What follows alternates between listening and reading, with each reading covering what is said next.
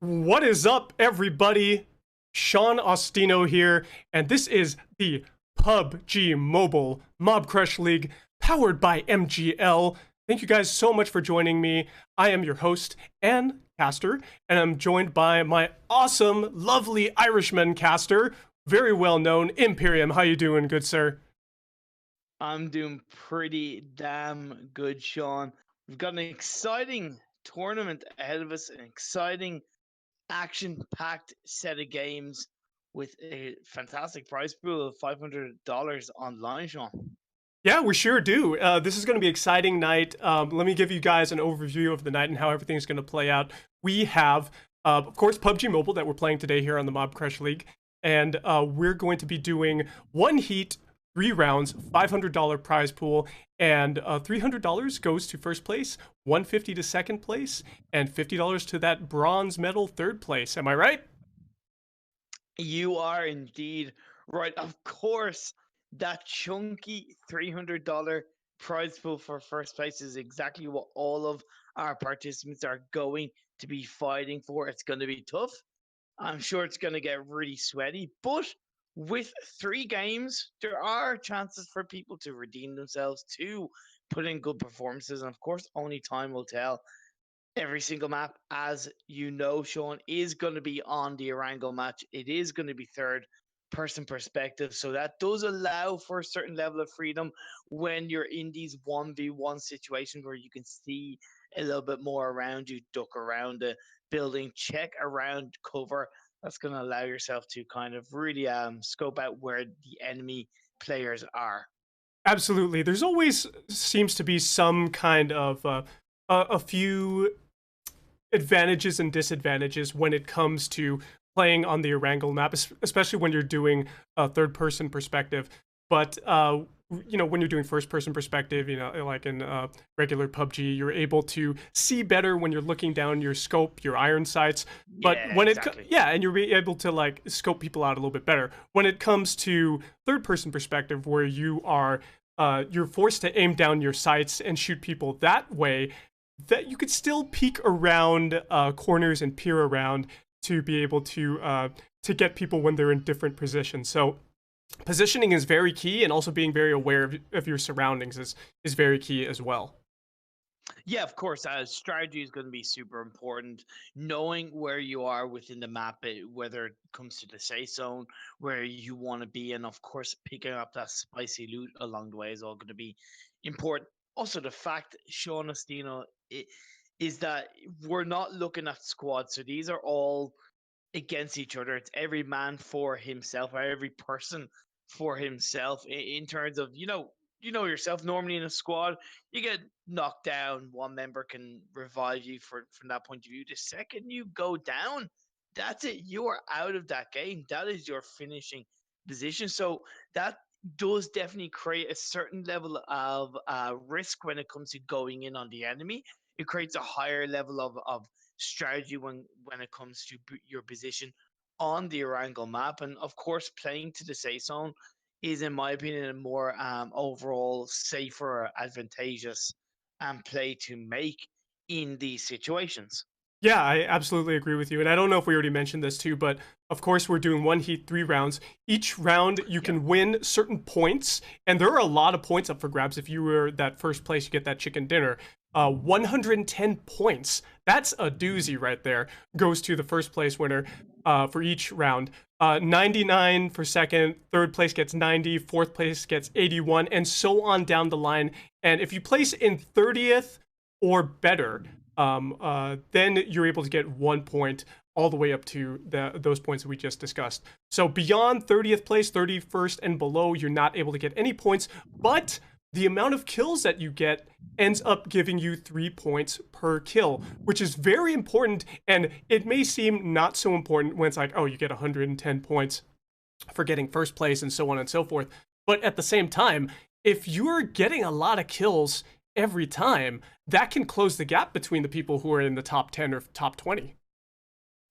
Yeah, of course, and that, it's funny because it's so true. Because, for example, I'm casting a PUBG Mobile tournament at the moment where it's only 1 point per kill. Yeah, it is less points per win. It's only 30 points per win as opposed to 110. But when we went into the tournament to begin with, I really didn't think the kill points would actually make as much of an impact. But I found throughout the days of games that it has made a huge impact. So I really am expecting the 3 points per kill because you're talking about having up to 100 players on each game, Sean. That one player you get 10, 15 kills, that's going to be between 30 and 45 points automatically.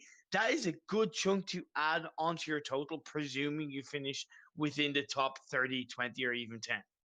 Yeah, you're absolutely right, and we discussed that before. Like on average, some of these players who are finishing in the top 5 on PUBG Mobile are getting, and of course when it comes down to solo gameplay, they're getting somewhere between 10 and 15 kills in that 30-minute duration of the map. Yeah. But at the same time, there are also players who finish in the top 3, top 5 who don't get very many kills, and that's because they're strategic about their positioning, wise about how to place themselves in a good spot in the safe zone, and only get the kills that they need to get to end up getting that chicken dinner. Yeah, of course. And it's all about, it's all about obviously aiming to get that chicken dinner. It's all about looking to secure that win as much as possible. We talk about the hotspots in the game. We talk about where, we can talk about where the areas of the map is going to be for these players to drop. Like I said, it's every person for himself. So of course that's going to really make it for a change of pace in terms of where these players land overall. Because you know yourself, Sean. North George Pool, Pachinki, Rosshawk military base, they can all be very loot heavy. But the fear and the risk is that if you have multiple players dropping in that one area, and you're one of those passive players, you will not want to get into those early game team fights. You might get caught out. You might get taken out before you can warm yourself up, and that will lead for an early bath for yourself, Sean. So definitely, yeah. So definitely, kind of play style, play to your own play style. If you want to play a safe game, drop by Primorsk. Drop down to deep south, drop it up into deep north, and then play towards that safe zone. But obviously, you know yourself, you don't want to leave it too late getting into those safe zones, Sean. Yeah, you're absolutely right. And speaking of safe zones, we are actually loading into the game, and we are off to the Erangel map. This is going to be a pretty awesome experience casting PUBG Mobile here on the Mobcrush League, powered by MGL. And it looks like we've got ourselves a bit of a north to south flight path here that goes, we're passing, looks like Yasnaya Poliana, and we're going towards the military base over there on the southern side. Yeah, and we do see players are starting to drop around the kind of deep north, like I said, Max. I'm like, sorry, Sean Estina. Like I said, how dare you? I'm sorry. My apologies. It's okay. It's okay, buddy. At the moment, so yeah. We do see players are dropping by the top north already. Like I said, Severny, Kameshki, not usual places that players or teams drop, but it can be safer, it can be easier. You can then loot up and move towards the safe zone from there.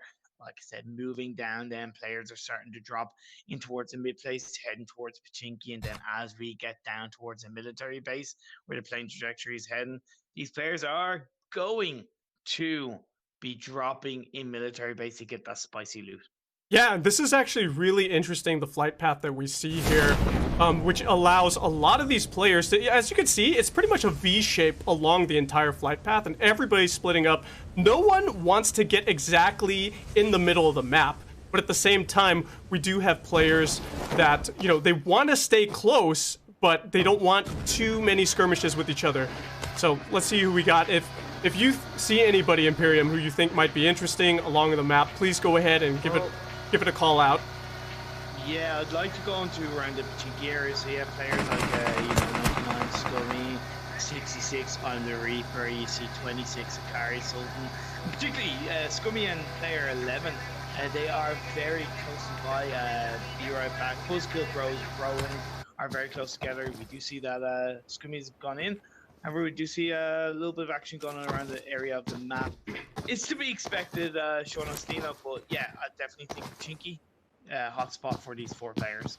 Yeah, if we're looking at Scummy right now, who you pointed out, he does have himself the level 2 helmet.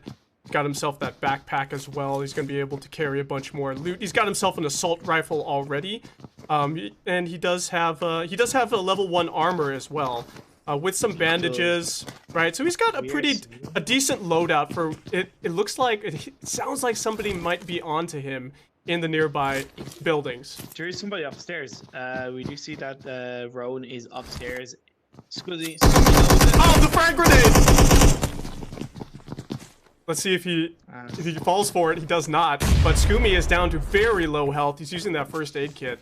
Let's see if he can recover enough to be able to survive in this fight against his opponent. I cannot believe that he was allowed to get away with that, to be honest, Sean. I expected Buzzkill Bros Rowan to be a lot more aggressive. He did get a lot of damage onto him. Scummy was down to below half health. Now he's blowing up the door there. Houses apart from each other. Rowan has a bit more of an area of a focus on where Scummy is, so it could be careful. No scopes on either player. Does seem right now, but yeah, trading shots without any real connection. Yeah, no real connection there. Rowan is in the opposite building now, as we were discussing. Going a little first-person view there. He's down. He's got himself pretty hurt. Is he? It looks like he could. Is he bleeding out or is he healing up right now? No, he is healing up right now. He's taking painkillers. He's using a bit of a med kit. One thing that Rowan has as a slight advantage is he does have a red dot sight on his rifle. Technically, that should give him a bit more of a precision shot onto Scummy if he gets given a chance. But he's just got to peek out at the right time, wait for Scummy to show his head, and boom, shots on target. But of course, you got to make sure you get that timing dead on Sean Astina. Yeah, you're absolutely right. Let's see if we can actually click over at Rowan and see his perspective, what his loadout is. He does seem to have the AKM there. He's got 30 rounds in the magazine. He's got some bandages for himself. He's got level 1 everything. Shots going at him. Scummy doesn't know that there's another guy that's actually in the immediate area.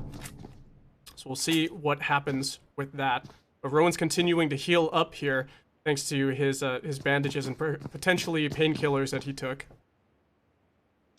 Now, as we do see, there's a little bit of this. These two guys are just kind of shooting slightly at each other. That safe zone, Sean Astino, is definitely. Talk a little bit about that in terms of where it does seem to be heading. Yeah, I imagine it could end up around the ruins area. Yeah, I'm checking it out right now, and it's up there in the northwestern section of the map. We do have Scummy and who we were looking at down in Pachinki, but yeah, you're absolutely right. It is centering near the ruins section, and I wouldn't be too surprised if having centered around there would be very interesting to see it with the river as well in the entire. You know, that's gonna be a very interesting gameplay scenario if we have a lot of players going towards the rivers. Yeah, you are absolutely dead right in fairness, honestly. So that'll be really interesting how those play out. And it does seem we're about half and half in terms of how many players are inside the safe zone, how many players are outside the safe zone. So that's going to be really interesting. I would like to bring it over to player 31 and player 24, who are both very close to each other in the Roshawk area. That is Aki DX15 and I don't even know how to pronounce his name, in fairness. There are a couple of houses apart from each other in that Roshawk. I see them. Area, like I said, in the safe zone, but we could see a couple of players join them soon enough, Sean Astino, because players are going to start moving in from the east side around that river area, and then maybe look to plant themselves in Roshawk. Yeah, this is a very interesting situation here because he might know, 31 might know that Akil D14 rather is in the area. I don't know if he might have something. 31 might have something in his bag, and he might just have it unselected. Actually, he does. Yeah, of course. I can see on his back he has an Uzi. He's got. Does it look like he has a compensator on it or a flash muzzle device? I don't think he has a compensator on it, but he has an AKM available. It looks like so he's going to be pretty solid in a close quarters battle. Yeah, I definitely think he's going to be well suited and booted to take a couple of kills down. And just to point out, we have seen a couple of kills already on the board. The likes of Knox has a kill, likes of Alex James also has a kill, 107 Blaze has a kill, and also Kojak. A couple of other players as well. But all of those players do have kills, so they've racked up 3 points on the board already. Sean Osino, we're down to 37 players, so after the next 7 kills, we're going to see these players start to rack up the points and add on top of their already built up kill points, Sean. Absolutely. We started, I think, with about 43 players in here. We're down to 30. I believe. So we're down to 37. There's 5 players already dead. And we'll see if... Oh, looks like 31 is getting aggressive here. He has an inkling of where Akil is right now. Just trying to sneak up on him and do something about it. Let's see if we could take a look at Akil and check out his loadout. I don't think he knows that he's being pursued at the moment. No, I don't think he really knows. Now, he does have a DPP with, I believe, a red dot sight, so he does have good scope around him in terms of to pick up on player 31. They are now moving across to the same side of the map, but like you point out, I don't think Akil really knows that there's another player there. They're about to head into the same build. Oh yes, he has heard the footsteps. Gonna go on the roof. They're firing blows, and we do see a grenade is about to shut up onto the roof by Aki. And that looks like it could be a smoke grenade. So he's trying to cause a little bit of a distraction and make him unable to see while he is up there on the roof. Let's see what comes of this. This is what the 1v1s do bring to the table. Sean Ostino's really slow pace kind of standoffs. Nobody looking to be too aggressive, just trying to find the perfect shot. And when you don't find the perfect shot, you just wait. Now we do see Aki is running away, getting behind a tree, takes a couple of shots, but now he's going to be able to scope around on top of the roof, try and take out player 31. But for now, he's just going to have to bandage off. This is a very dangerous situation for Akil right now because he has the low ground. He does have some cover behind this tree. Yeah. And he's got level 2 armor and helmet at the moment, but with level 30, with player 31 having the advantage when it comes to health, it looks like he's going to be able to get in there. And he's got an AKM too, you know? Like, how does the AKM fare compared to the you said this was the DPM? DPP, I think, or DPM. My humble apologies. The AKM, in my opinion, is a little bit better. But what's making the DPP better for Aki right now is because he has a better scope on it, in my opinion. So it's going to give him just that little bit higher level of precision from further distance, like we're seeing. However, hasn't stopped player 31 from getting a couple of shots off onto Aki. I would like to turn. Shots are being fired. Aki is taken down by 31. It was a complete bloodbath and a massacre over there near that tree. The smoke grenade that was popped, seemingly to give cover for Akil, was no use, and 31 was able to take him out. I think I caster cursed myself, in fairness, because just as I said, let's move to a different area, we did see a shootout, so my humble apologies for that. I sometimes try to not spend too much time, want to spend too much time in let's say one shootout, because we do have a lot of players I'm sure want to be featured on this game. We do see Rowan and 107 Blaze are still in around that Pachinki area. I'm looking at Georgia Pool right now, a little bit to the east. We've got Ghost Ak Evil 29. Let's go ahead and see what he's doing. He's very close proximity to one of the other players, and he's prone position right now, looking and scoping out. He's in a building. He's scoping out the supply drop, perhaps, to see if he can get a bead on it. But oh, go ahead. No. I was just gonna say this is what we're gonna see these players do. Somewhat give us a bit of a boring game, but it makes sense based on the fact that it's every man for himself. Players like Ghost Stock Eva, and I totally agree with him. I would actually, to be honest, be the same because I'm quite a passive player. He's deep into the safe zone. He doesn't have to worry about going anywhere. So why risk your life, so to speak, just to move for the sake of moving? When you don't have to be in the safe zone, you can scope around, hear the noises of potential players around you, which I believe number 9 is close to him. That is King's Swallow. King But King Swallow Swallow from... won't have a clue he's there. Yeah, he doesn't have a clue he's there, but at the same time, King Swallow, I believe, was the previous first place winner for the last Mobcrush League PUBG tournament powered by MGL. And it's this guy has got his strategy down, it seems like. What's the weapon that he's got there, Imperium? I believe it is the M14. M14A4, if I am correct. Of course, I try not to get my gun loadouts wrong, but of course, can't always get it right. He does have also the V. He also has the VSS. Now, the advantage of the VSS, Sean Astino, is it automatically comes with a 4x scope and a suppressor.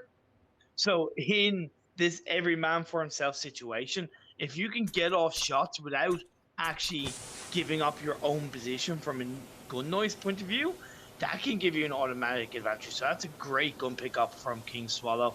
And he's kind of, for now, without moving anywhere, he's kind of already proving why he's the man to beat. Yeah, exactly. We've got a minute and 50 seconds about until we have the circle start to close in further. Looks like until the next time. But yeah, he's definitely the man to beat. He's got that level 2 armor for... Oh, he's going to be throwing a smoke grenade, it looks like. Let's see what he can do with that. He perhaps knows that Ghost Doc Evil is actually around the corner, and Ghost Doc Evil's starting to get a little bit of movement with him, and he's going towards that building, it looks like. He's trying to flank him out. Yeah, that is gonna be interesting how that does play out. No, King Swallow is going to the car, so I think he's gonna drive away. He's heading towards where we've got 76, 66, and number 9 all coming across each other. Yeah, let's go ahead and take a look and see if we can check out King Swallow over there. And then we got I'm the Reaper 01 in this car. He's making a lot of noise, and we have another supply drop coming in too. Yeah, one thing I did notice that King Swallow got into a bit of a sticky situation. He actually had to drive his vehicle into the river. He took some damage for his troubles, but that's what he had to do. But he survived. He got out of it, and that's a good thing to do. Now, as we do pan over, I'd like to pan over to 66 on the Reaper. He did a very clever thing. He was in that vehicle, Sean Astino, and he's actually parked that vehicle into a building. So what that has done is that has basically hidden the car. It allows for him to in any way, or as much as possible, not give away his position to the enemies around him, because they won't see the car. If the car was parked on the outside, it would give that higher level of risk to those around him, saying that, look, there's somebody near this compound. So really nice, clever play coming out from On the Reaper. Let's go ahead and... Yeah, we're still on I'm the Reaper now, but I wanted to check out... Oh, someone just died up there near Twinkles. Yeah. Let's see what Twinkles did. Got himself a level 2 for everything, armor, helmet, and backpack. And, yeah, it's pretty good, pretty solid loadout. It looks like he's still not sure. Oh, okay, he's popping some smoke to give him cover while he's looting up that dead man's box there. Yeah, it's a good, safe strategy to do. Once again, number 9 and number 29, and now we do see number 95, Ghosty, are close to each other, as is 65 and 95. This is definitely a bit of a coming together. Oh yeah. Shots are coming out onto that vehicle that Ghosty is in, but he's able to get away for now. Twinkles seems to have the advantage because he does have the smoke popped. He's trying to continue to loot up and see what he can get, but he's getting shot from behind. And he's just going up into that building for more cover. Pretty smart move. Maybe we could take a look at Ghosty and see what he's got. Got himself level 3 armor, which he got a bit damaged. Helmet. Level 3 backpack there. But he looks like he's just driving away from them. He's not going to be able to go after Twinkles. Let's see what Twinkles is doing. Using himself that first aid kit. It's unfortunate that Ghosty wasn't able to finish him off because Twinkle seemed like he was in a bad situation. He was very much on the defensive. Well, And also, when you look at even from a bandage point of view, Sean Astino, the difference between Twinkles and Ghosty is that Ghosty had at least 2 med kits. He had 15 health packs. Whereas Twinkles has 5 med kits, which does help. But it did seem that, from my point of view, that actually Ghosty had a bit more in his arsenal from a health point of view. So there could have been a chance he could have taken down Twinkles, but playing it safe, like we are going to see from a lot of these players, as the next safe zone is about to be exposed for these players as we get closer and closer to this end circle, Sean. This is pretty much what you were talking about, Imperium, where you decided that Ruins would be the center of the circle. It's very close to that, and it looks like we do have some action down here. Let's go ahead and check out Furman31. Looks like he did just get a kill. He's got that pan on his booty, protecting himself. And he was able to, looks like he's healing up right now. And yeah, he's doing pretty well for himself. He's got level 3 on everything, all of his stuff right there. And yeah, he's got a lot of loot. I'd like to turn your attention to 31. Sorry, 47, my apologies. N1, who has 107 Blaze around him just outside the safe zone. You also have Team Sky that's coming in towards him. Team player 31 is also near them.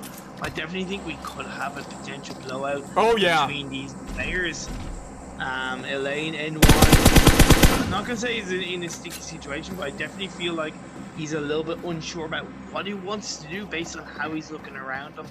Around where he is, and of course you want to get an idea of what your position is, but I think he knows there's somebody in a building compound very close to him. Yeah, we saw 31 earlier in that very interesting skirmish where he was able to take out the guy that was... Oh, we've got 107 Blaze over there. Let's see if we can get a beat on him. He is surviving despite being shot. Is he being shot from 2 different angles? No, he's not. He just was getting shot by Teamy. Actually, no, my apologies, you are dead right, Sean Astino. He's getting caught in the crossfire.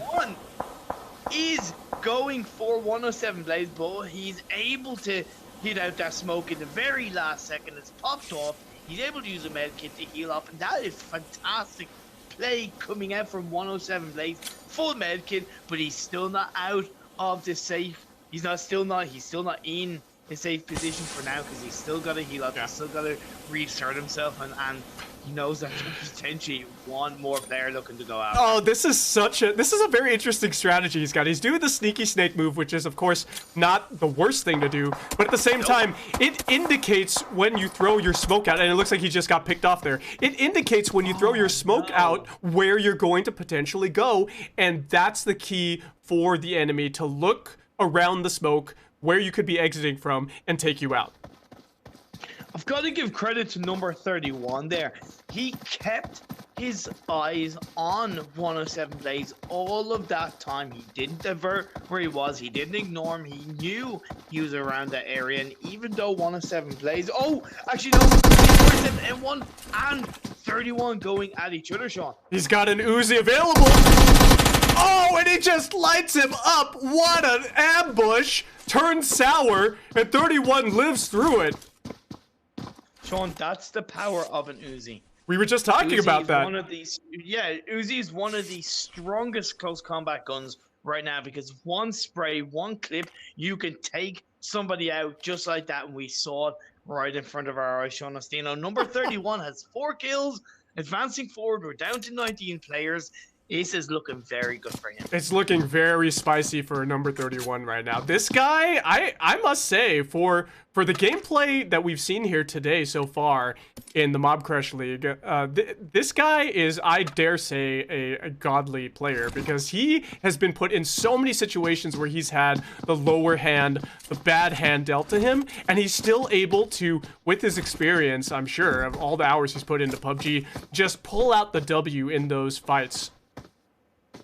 Yeah, he's like I said, his focus and his willingness to stay on the opponent, even though it's every man for himself situation, and where kind of the safer position can be more important. He just really great aggressive play, and actually shows that he's willing to put the game in his own control, push his way forward, and get those kills, get those points, and it's paying off. However, the Saison has moved forward. It shrunk very heavily, Sean, like to turn the attention to player 9, player 65, and player 29, all in that safe zone area, all potentially coming together. Yeah, absolutely. Looks like we do also have some action here. 76 is going up against another player.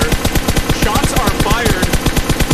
The buggy is getting away. He's not able to take anybody out, but let's see if we can rotate over to potentially Ghost and see what he's doing over there. Ghost Dr. Evil still alive. Near number 9 and 65. And we'll see if he's going to be able to do anything about it. We talked about him earlier. He had the VSS. He has an UMP-9 now, and he's getting himself into a vehicle.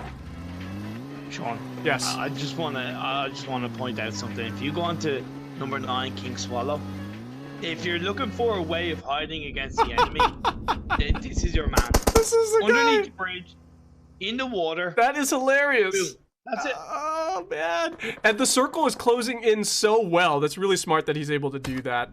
But maybe that's how this guy won last time. How he's able to crown himself the champion by just taking the position and allowing himself to survive. Sean, number 65. I hate to cut you off, but 65 Twinkles. He did get a kill onto Doc Evil. I believe he's going to be coming up close to number 23. He's getting shot. Up against each other. Yep, he's getting lit up right now and needs to use that first aid kit. Still getting shot from behind. He has no idea. And there it goes. Oh. Taken out just when he was about to heal up. What a shame.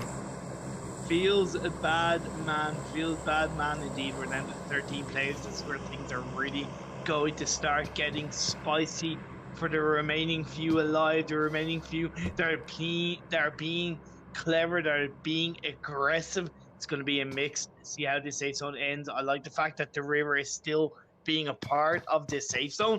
Showing some moving across that bridge, kind of trying to get into that safe position. Definitely a little bit risky. Swiggy, 0, player 2, coming up close to player 31, Sean. Yeah, he is. It looks like he might be targeting him right now. Let's see what he's doing. He's actually in a vehicle, getting pretty close. Swiggy 0, making a lot of noise there. And then we do have shots being fired by 31, and King Swallow's still in the water. But there he goes. Oh, we just lit him up. Another Uzi kill for player 31, taking out Swiggy 0. Uzi kills all the way. I'm literally not surprised, Sean. I'm really not surprised. Player 31, he's on 6 kills, Sean.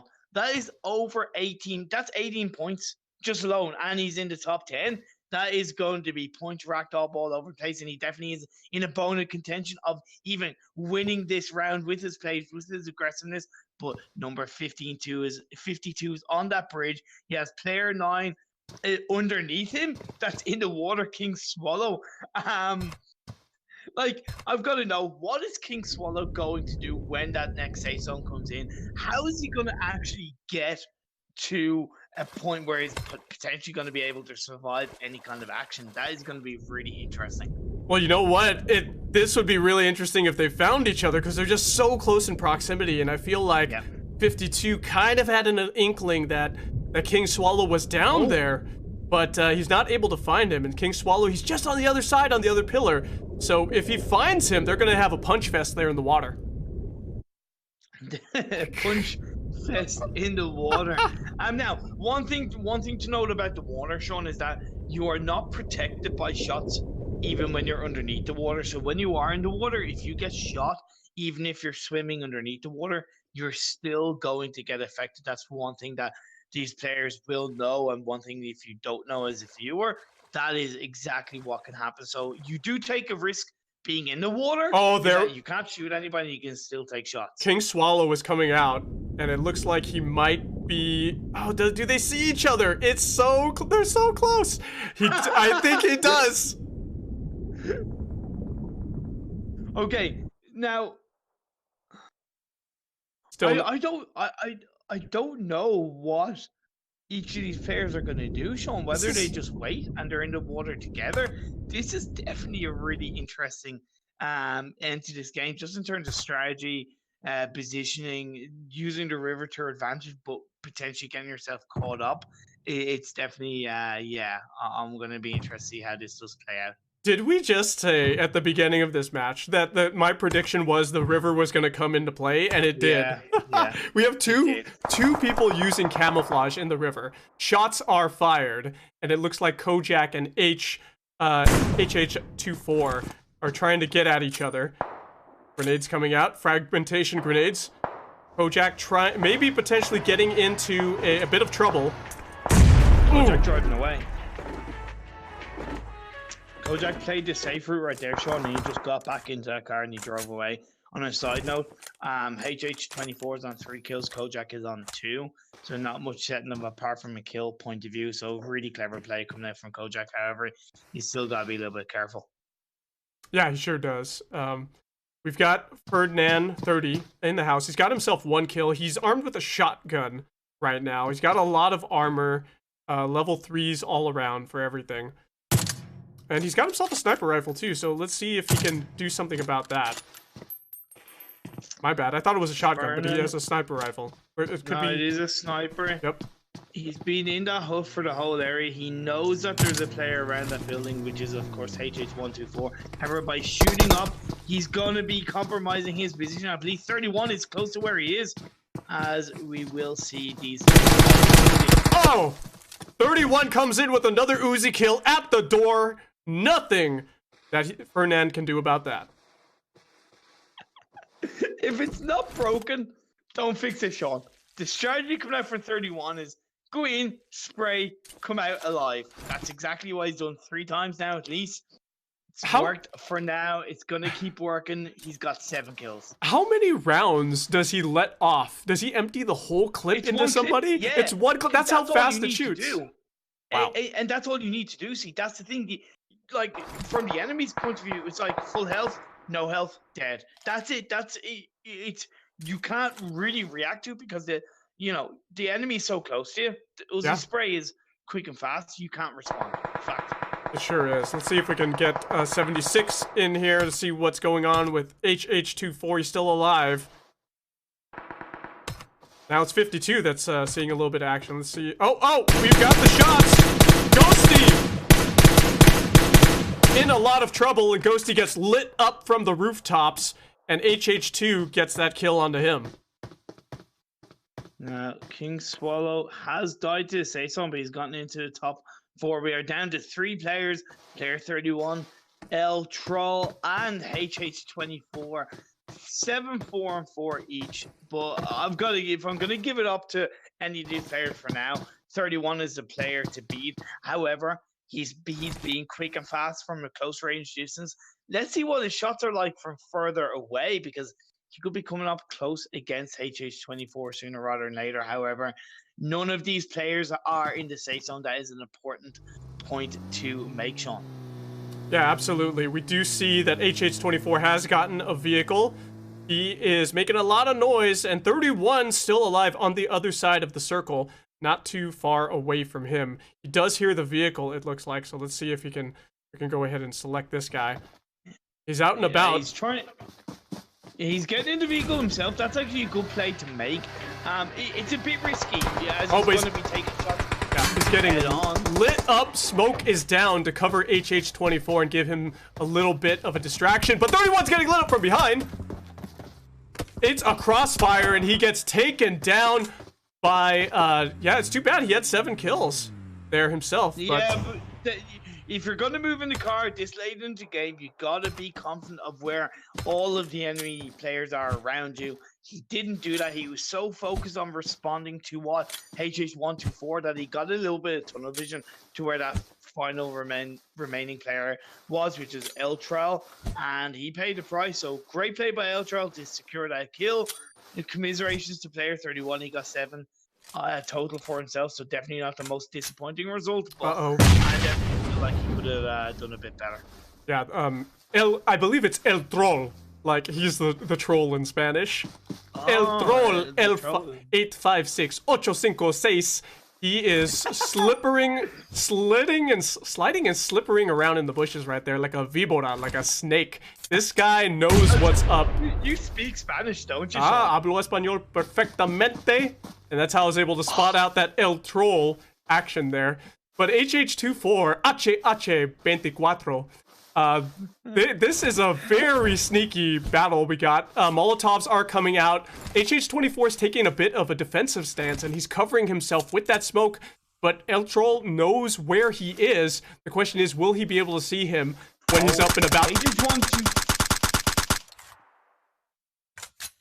Sorry, my apologies. HH124 got up.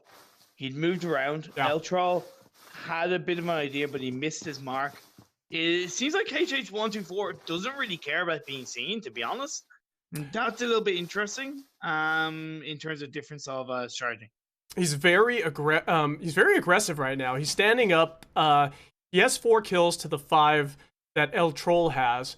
But if we look at the he's trying to probably blow up that vehicle, cause some damage to HH24. They're both blowing it up. And now it's not going to hurt anybody, but it's going to provide decent cover. This is such an intense battle here. He knows where he is. He got him.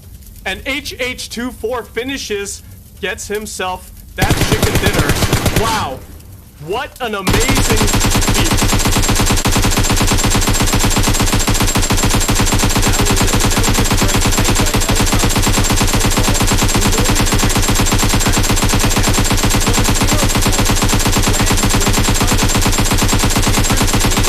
Like, okay, well, I'm going to be out in the open.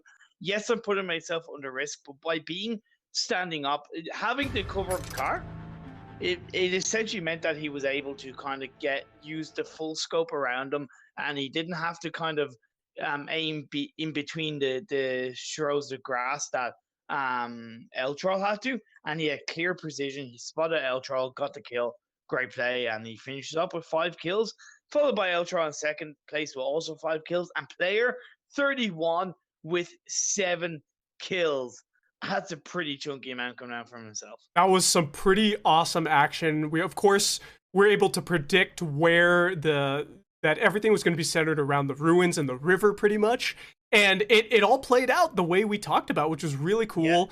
Yeah. And King Swallow, I think the big story here is King Swallow, who won the last Mobcrush League, powered by MGL. He got himself into the top, what was it, the top 10? I think he was in the top 4. So he got himself a good... Finished 4th. Yeah, he finished 4th. So he got himself a good chunk of points right there.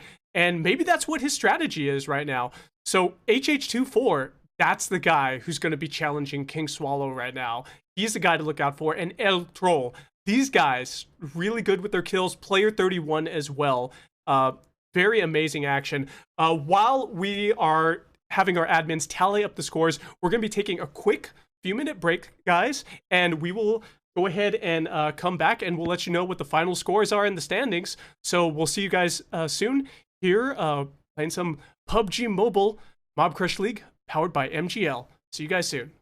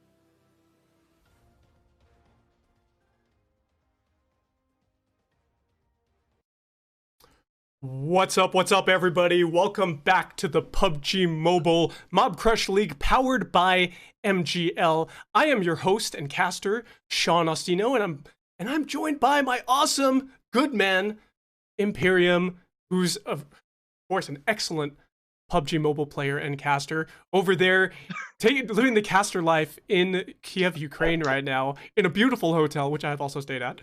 But thanks for joining me, dude. And I'm having a great night with you so far. Thank you very much. By the way, that was a great PUBG Mobile player.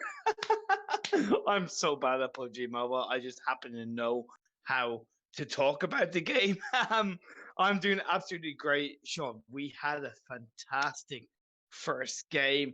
It did surprise me with some of the early game action and a couple of these players really not being afraid to be aggressive. Of course, the scores have been tallied, the points have been added up, the results and points for this game one have been confirmed, of course, as we saw.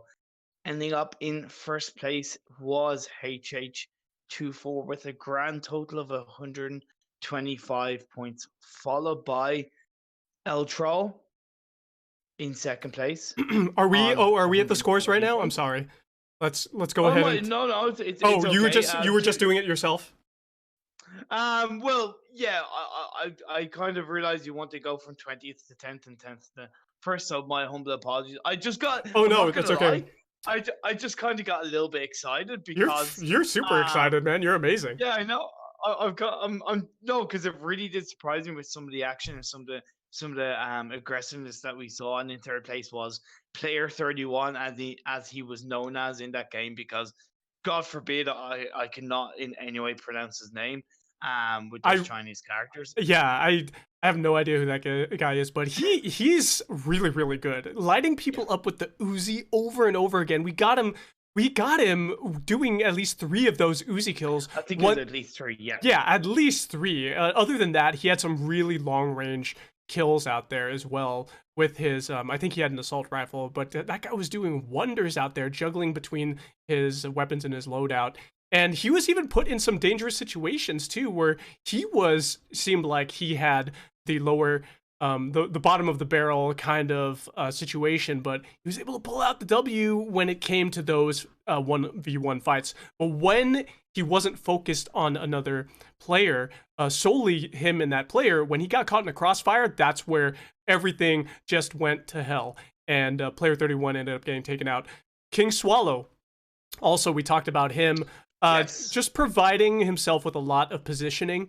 He was the previous champion of the Mob Crush League's PUBG tournament, and he didn't seem to do too much there in the water. Unfortunately, he got himself good points with his positioning and survivability during the match. Unfortunately, he was taken out as well. We didn't get to see him fall, but the big story was HH24 and El Troll shoot out Mexican standoff action in the circle at the safe zone at the very end.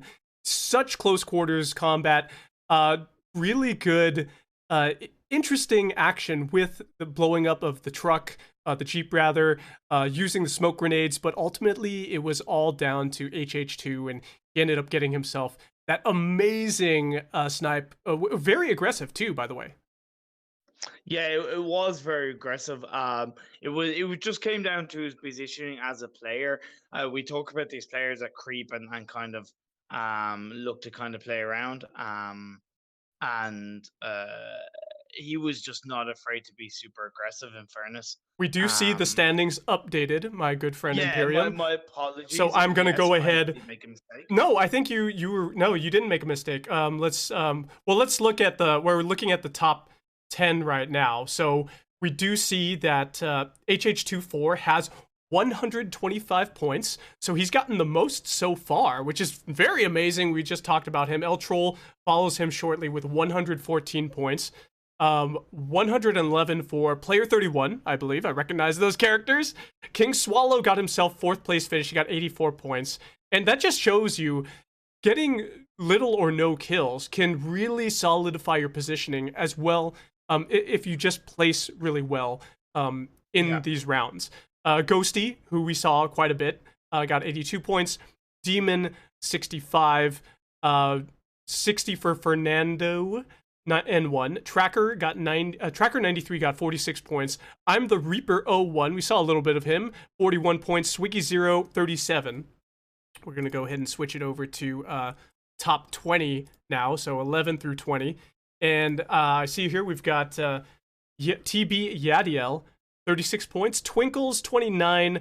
Arkisultan, 29 points. 12, 14, 29 points. Lick Me got 23. That guy we were talking about a little bit off stream. He ended up getting in the top 20, the top 15 rather. Ghost Doc Evil, we saw a lot of him early game. He got 21 points. Xeno, I wonder if that's Xenotech. Probably not, but probably not. Yeah. I don't know if he plays PUBG Mobile, but Xeno got 16 points. Pyre 14. 107 Blaze, we saw a little bit of him, 13 points, and Elian got himself 13 points as well. So we've got a tie down there at the bottom, and we actually, if you actually look across at 12th through 14th place, that's a three-way tie right there with 29 points for Twinkles, Arkisultan, and 12 XIV.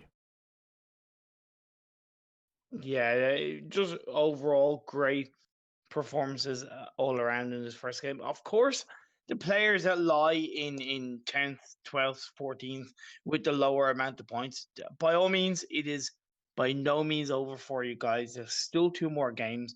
There's still plenty of points up for grabs.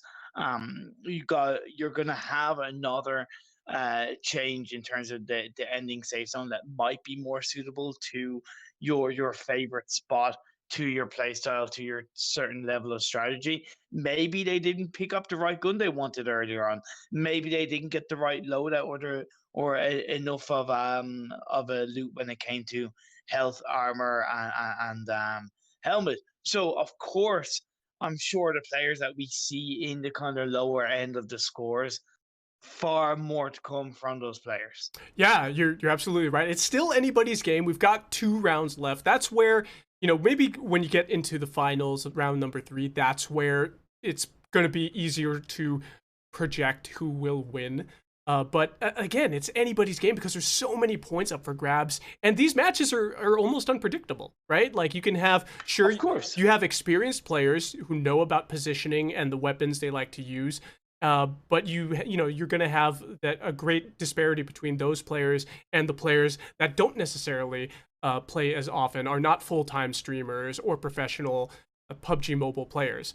So that's where we're going to see the consistency show up in the top 5 or the top 10.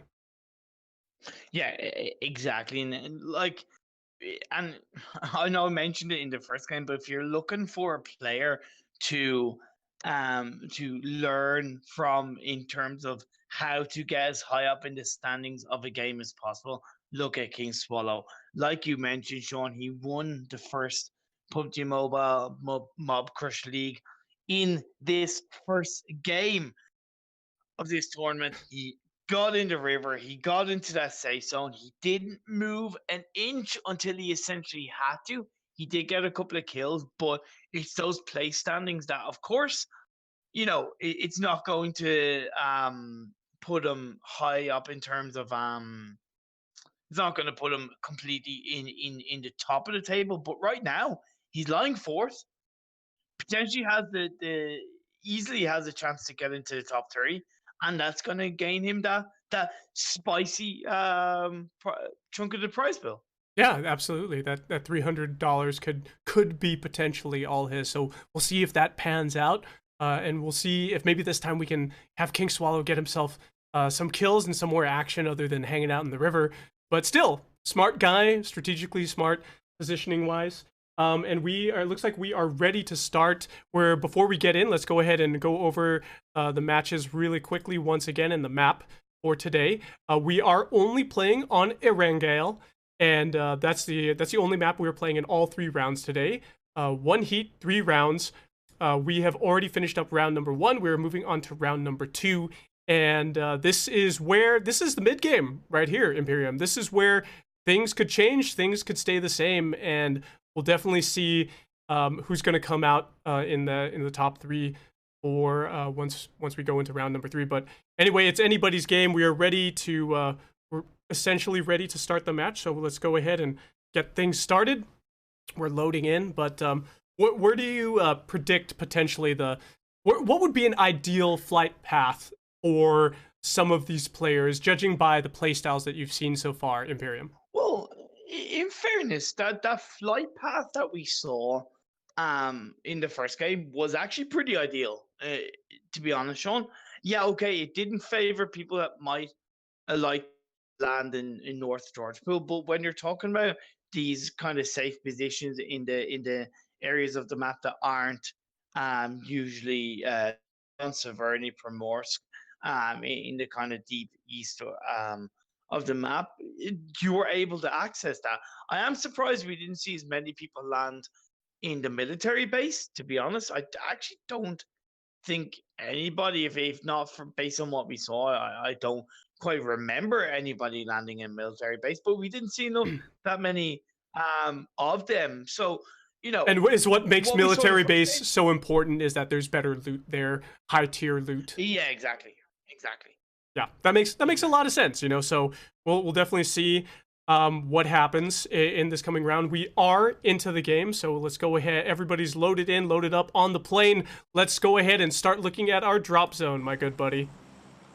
Yeah, so we do see it going from the south to the north, roughly in the middle. It's actually funny because it's somewhat a similar trajectory as the previous game. It does favor players a bit more that do want to land around the George Pool / hospital area, so that could favor them, but still plenty of scope to land at Pachinki, Primorsk military base, as you do see a few of these players dropping already. We then, of course, will see a couple of players waiting till the last minute, dropping between shooting ranges, Vernie, Stolbar, and then, of course, Yasna and Rosshawk. So, yeah, interesting.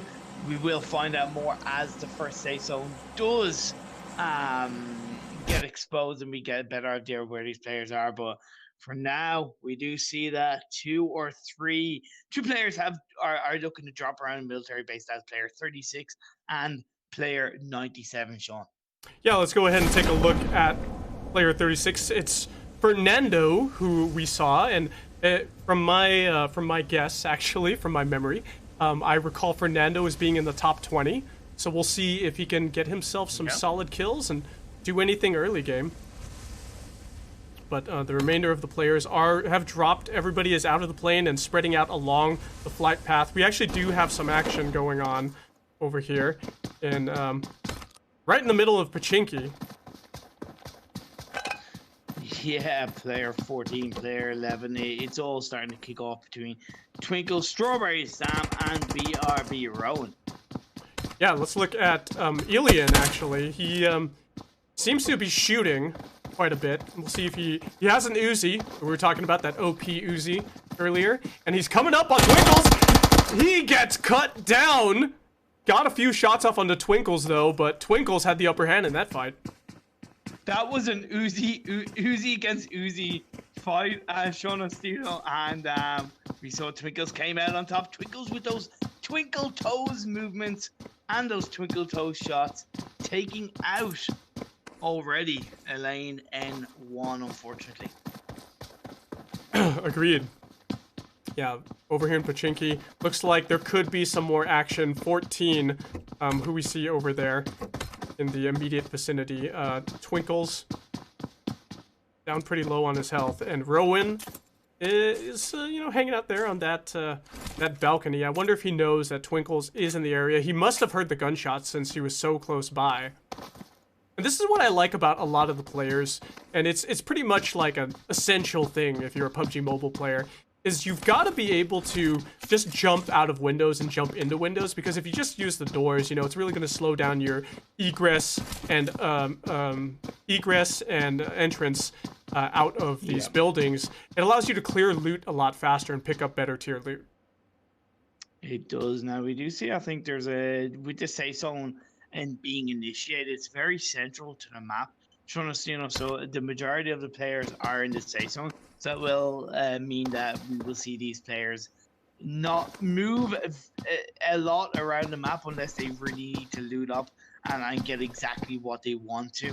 I am interested as far as what number 29 MOW era does do, because I think the safe zone could be a farm slash river ending, Sean. So I'm definitely interested to see how that does play out, because right now he's looking in prime position. Yeah, that's an interesting thing about this particular game compared to the previous one. Looks like we might be having a little bit of an issue with the loading on the spec for that player, but it's pretty much an inverse of what we just saw last game, where last game we had a north to south drop, and it was like northeast to southwest. Here we had an it was a southwest to northeast drop. So it's a complete inverse. We've got the river down there on the south too, or more of the ocean actually. So there could be a lot of water action as well.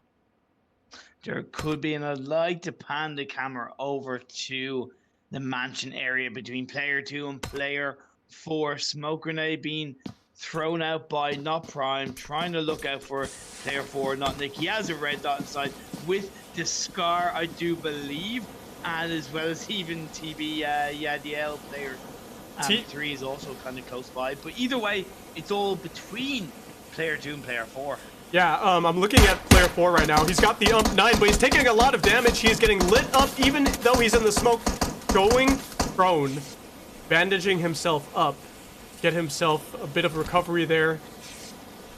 Not Prime is in a good position right now, and let's go ahead and take a look at what he's got. Not Prime has got himself an assault rifle versus an UMP 9. The UMP 9 is, without all of its attachments, it's not going to be able to stand up to that assault rifle he's got. No, but I kind of feel like Not Prime is being a little bit too passive, Sean.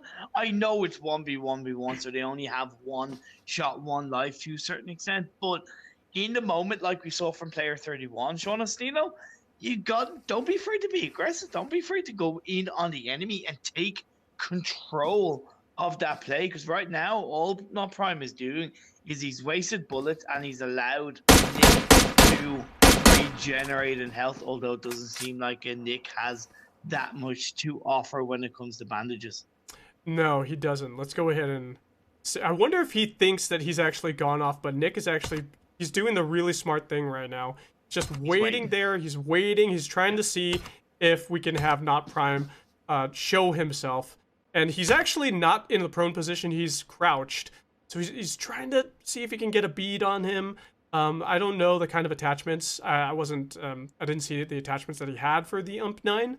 But I feel like he could still... I don't think he has any, to be honest. He could still light up Not Prime if the situation, lends it to that. But I feel like Not Prime, again, he's got the high ground, he's got the assault rifle, he's got virtually full health. Nick does not have a helmet, so Nick's on the bad end of this stick right now. He is definitely, he's got a very bad end of the stick. It's going to be interesting how this does play out. But Not Prime isn't moving any further, so it's very much a standoff. So I would like to move to a different area of the map, maybe possibly back over to the Pachinki area, because we do see Twinkles, I believe, has gotten the better of I think it was Rowan, if I'm not mistaken, getting another kill on the board for himself. Yeah, let's take a look at Twinkles right there. Yeah, he did get a kill. He was a little bit hurt, but he's just using that energy drink. He's gonna go ahead and give himself some more health, some more adrenaline. He's taking some painkillers there, boost that health up a little bit more. But Twinkle's survivability is very important here, and he's already gotten himself 3 kills at 7, almost 8 minutes into the game. That's averaging about a kill every 3 minutes, which is really good. It's really not a bad start coming out from him. Pachinki being in his favor, being his friend for this game too. So definitely nice play from him. And also he's a player that's kind of around the mid area of the scoreboard. So definitely getting that good result, getting those kills is going to really help boost up his overall position. I would like to pan the camera, Sean, over to the Rosshawk area, because we have player 16, Teen Ska. We have player 1, which is at the top of, pretty much at the top of the leaderboard, top 3 right now. And as well as that, we do see player 31, player 12, and player 27. So we could have some very close gunfights sooner rather than later, Sean. Yeah, you're absolutely right. Let's go ahead and spec TR Yeti right now. He's got that scope on his sniper rifle. So he's got the advantage when it comes to taking out anybody who's coming at him from a distance. He also has a vehicle, so it's going to increase his mobility and allow him to get out of there. Let's see what he can do with this. 16 and 1 are pretty close by. And with Yeti making all this noise, we'll see if anybody will be able to take advantage of it. And it looks like we do have Tinska in the building. Potentially hears a car nearby. Number 1, it looks like number 1 is actually previously player 31 from last time. Let's go ahead and take a look to see what he's doing. Also waiting there in the building. On a side note, Sean, Tinska has a SCAR and he also has a VSS. So the VSS with that silencer could be a positive thing, but he's now moving into the same building as number 1, or no, not quite the same building. I think it's he's next door. Next to his. Yeah, he's next door. Now they're neighbors. He's his vecino. Friendly neighbors or enemies. Yeah, a friendly neighbor would throw a smoke grenade at you, whereas a very aggressive neighbor would throw a frag grenade. So watch out. I feel like he's got a bead on number 1.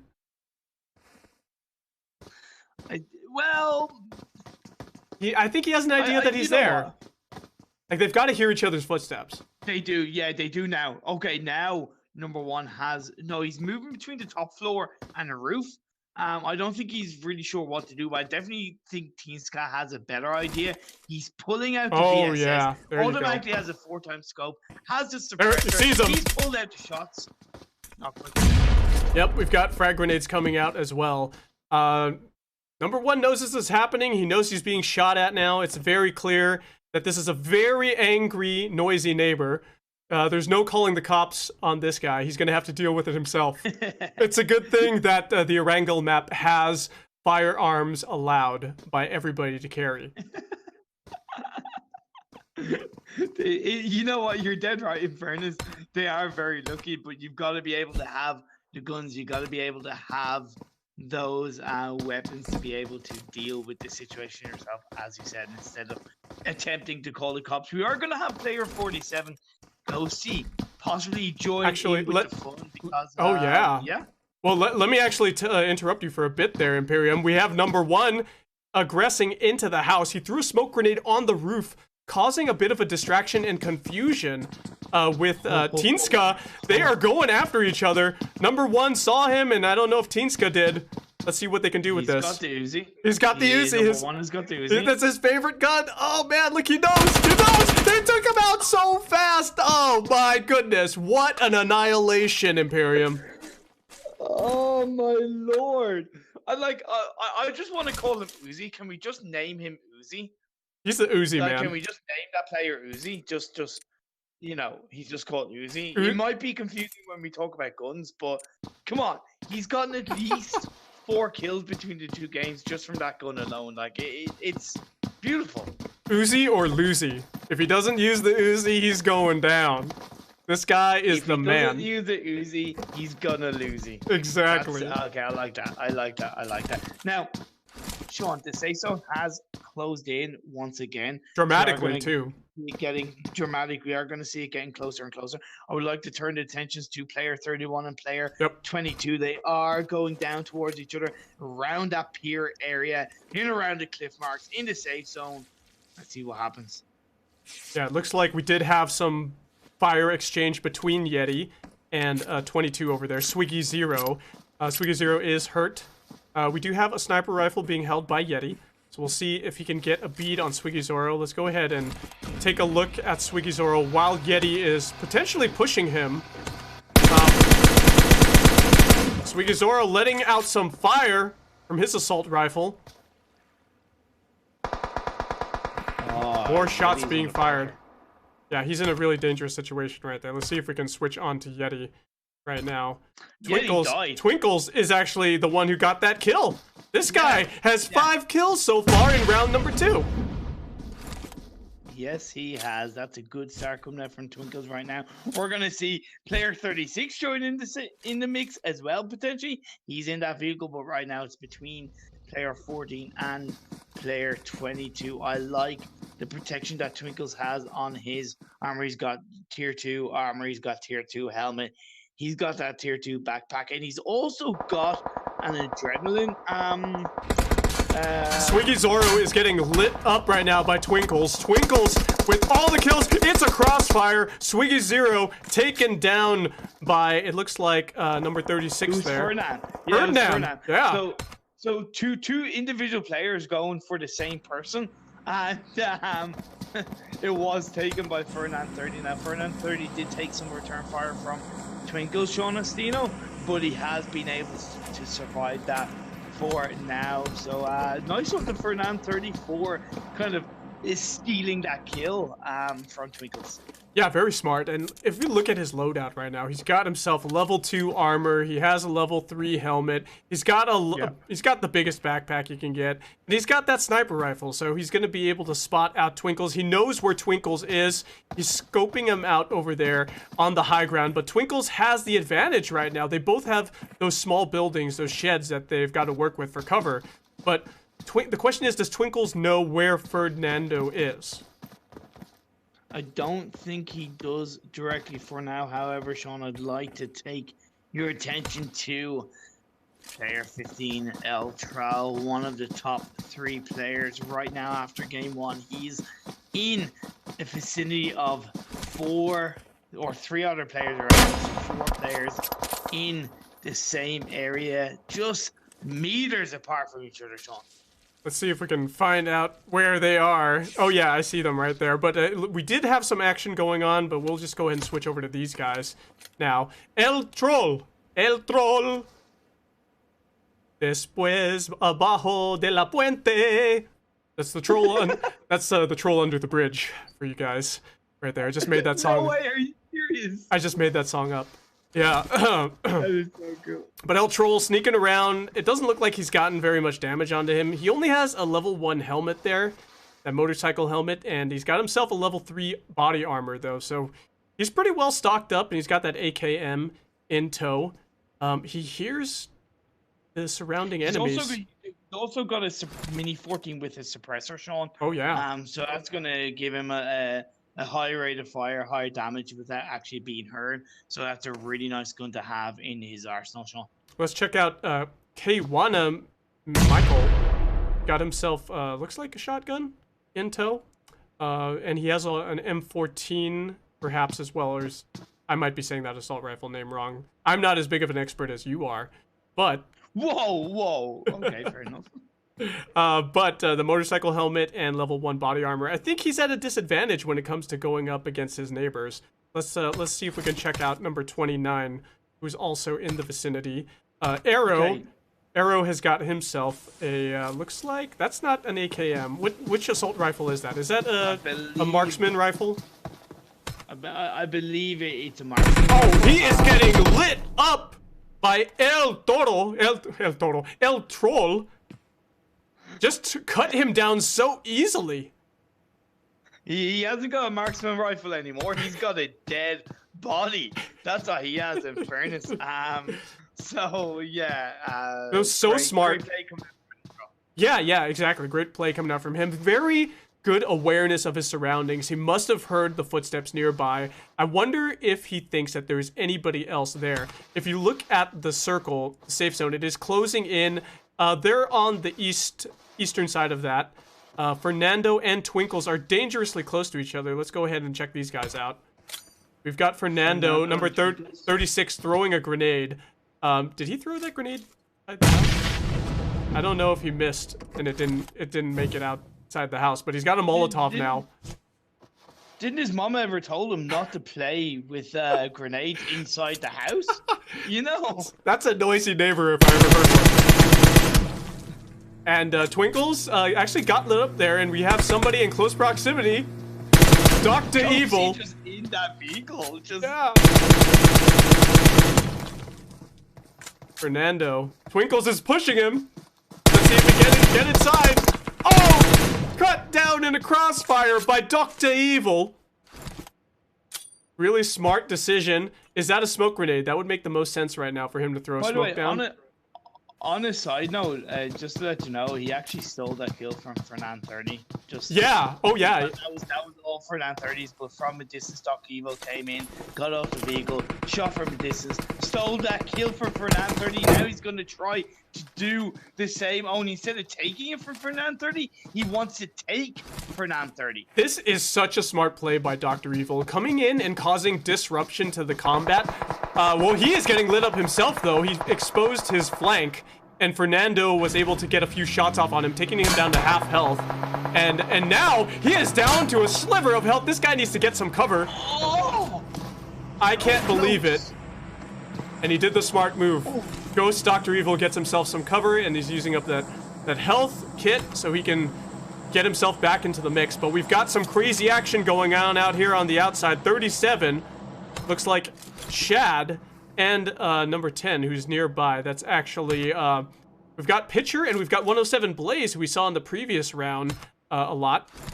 Looks like they've had a few exchanges with gunfire, and doors are being opened either in the same house that Shad is in or in the surrounding area. So we have sound there. Let's go ahead and take a look at Pitcher to see what he's doing. He is down in the grass. Got that ump 9. Level 2 for the helmet and armor, and actually for his backpack as well. Let's take a look at Not a Prime. We saw earlier in the match, he actually got 1 kill, so maybe he traded out with the guy he had a Mexican standoff with earlier.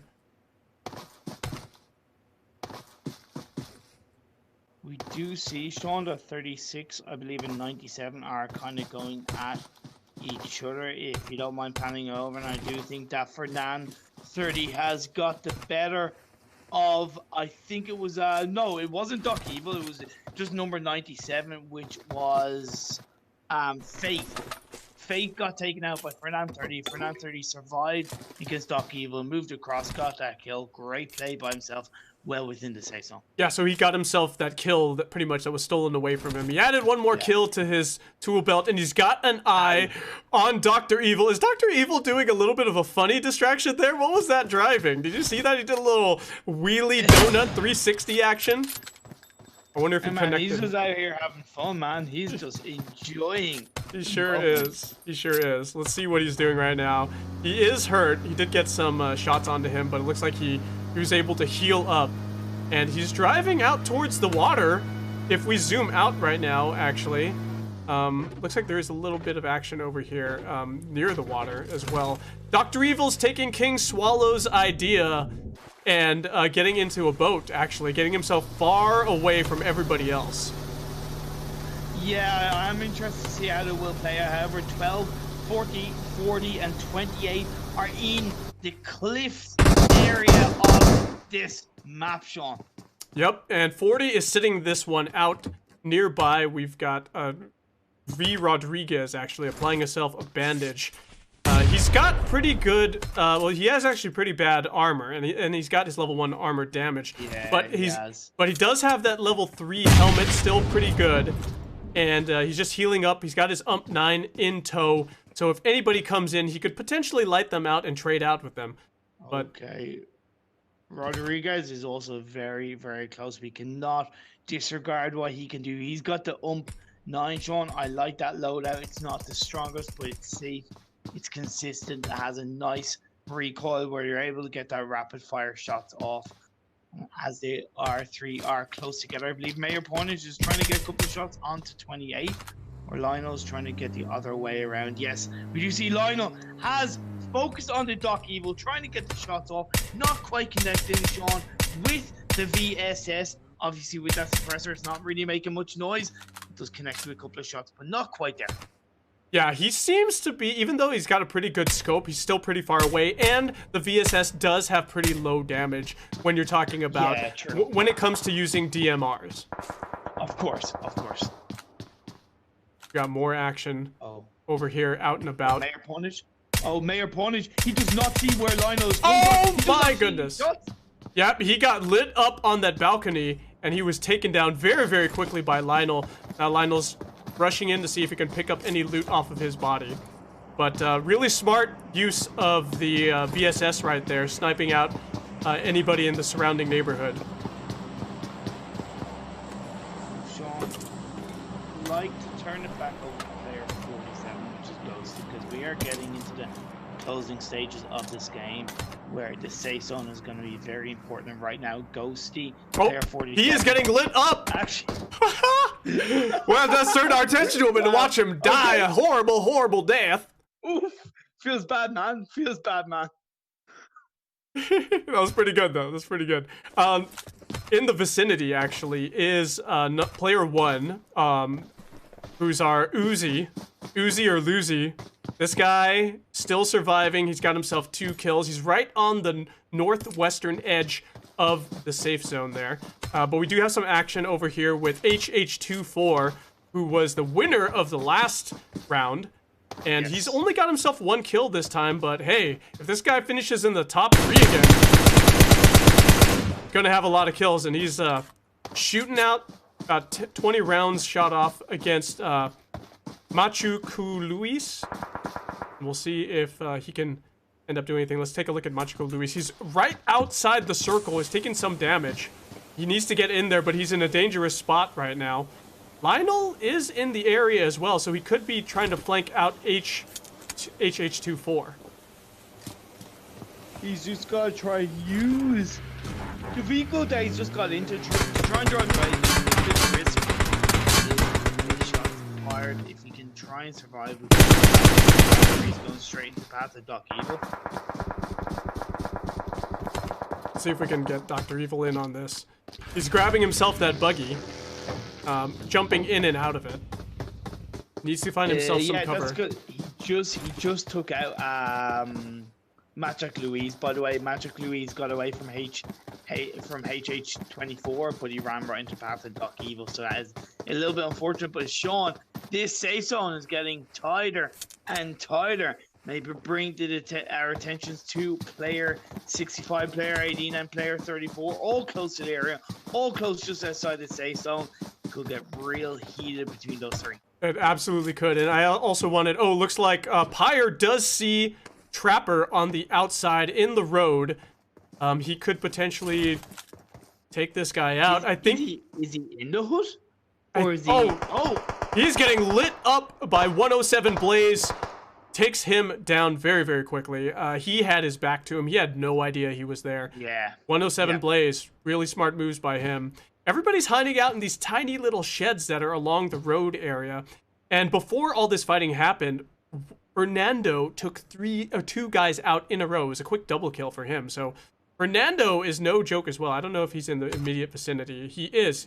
He has 5 kills, Imperium. He does. Really great result so far from kill point of view for him. However, it's not over yet. We're down to 9 players. Zone is getting tighter. In the center of this is the likes of player 35, player 1, player 38, player 25, player 18, player 77. All of them very heavily into the safe zone. Yeah, you're absolutely right. Let's take a look to see. HH24 was in the skirmish earlier. He healed himself up. But we had a lot of gunfire from the surrounding areas. Let's go ahead and look at 35 or 34, 35 and 1. They were in really close proximity to each other. We have got 4 players all over each other right now. It's a complete crossfire. Bot Nofel IP is in a very sticky situation. He's got his back completely open, but not to where the cover, not to where the fire was coming from. 2 and 25 looks like they might be exchanging fire. Let's go ahead and take a look at these guys. Not Prime. Getting himself some shots off. It looks like he probably spotted out Ghost Dr. Evil. But he's okay for now. Circling around the northern section of the play zone. Ghost Dr. Evil, it's funny 'cause he's got the most kills so far in the remaining players. Yeah, none of these players are actually trying to go very well in the safe zone. All of them are staying actually around the edge of the safe zone / just outside the safe zone. So it's definitely really interesting. Dr. Evil just got lit up, and now we just saw a fresh kill. Looks like Not a Prime got himself another kill right there, and that's 1 more kill to his name. So we've seen a lot of players exchanging fire so far, but we haven't seen all the guys that are surviving. Actually, they don't have very high kills except for Dr. Evil. No, they don't, and sometimes that's okay because once you get the end result, into the top 4 that is giving you the best chance. And also, we talk about Uzi. If he Uzi or Luzi, he is getting kind of shot from a distance by Pyre. But once again, Sean, he's lying in third place, but he's going to finish in the top 4. That's consistency. That's very consistent, actually. Pyre, Dr. Evil, all of these other guys, they don't seem to be people that finished in the top. I don't even think the top 10 last round. So consistency coming, just like you said, coming out of Uzi or Luzi. This guy is just on point, and he's lighting up. Pyre quickly cut down by those bullets from his assault rifle. And now he has got himself into the top 3 with an extra kill. And he's going to take out Not Prime. Just get a couple of shots off from a distance, but not quite connecting to get that final blow. So looking pretty good for Uzi or Luzi in this top 3. Now, Not Prime does have to try and move into the safe zone. He's got the high ground, but without being in the safe zone, you're only risking yourself. It's going to be moving into the next minute, so he's literally got 1 minute to decide what he wants to do, Sean. Uzi and Ghost Doc Evil have both got 4 kills, and it's a complete crossfire for Uzi or Luzi. He needs to use that medkit, heal up. They both know where he is. I don't think he knew that Dr. Evil was there in that shed, but now Dr. Evil knows that Not a Prime is up on the hill. So here's the thing. We've got a 3-way tie, and all 3 players are kind of... It's a triangle situation, Sean. So Not Prime can see Doc Evil can see Uzi or Luzi, and Uzi or Luzi can see Not Prime. So it's kind of like the second Doc Evil kind of tries to go for Uzi or Luzi, we're going to see it all the way around. However, Not Prime, he fell off the cliff to his death? No, he got lit up, actually. He was taken down by Uzi or Luzi when he was trying to push him. Now it's down to Ghost, Doc Evil, and Uzi or Luzi. Uzi's got a bit of cover with that smoke around him. Doc Evil knows he's there. He's got some smoke for himself. He wants to give himself some cover. He's out in the open, though. He's out in the open. He's completely out in the open. Let's go ahead and take a look at Uzi. Uzi has cover with that tree. Getting some shots off, connecting onto Doc Evil. Uzi is fully healthed. He's got pretty good armor. It's down to about half on his body armor, but his his helmet is really intact. And it's a push. Doc Evil hiding behind that boulder. Uzi behind the tree. Fragmentation grenade. Being thrown out. Being cooked. Thrown out 2 of them. Are they exchanging grenades right now? Does he know this is happening? He does. He looks around. He's getting lit up, applying a bandage. Doc Evil, he's pushing him. What can Uzi or Luzi do? What can he do about this right now? A flaming Molotov being thrown into the bush surrounding him. Uzi or Luzi, down very low. Is this guy burning? Is he burning, man?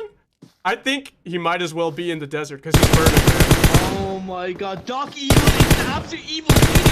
He doesn't want to Uzi or Luzi around with those grenades, with those Molotovs, and it was such expert play from Doc Evil, Sean.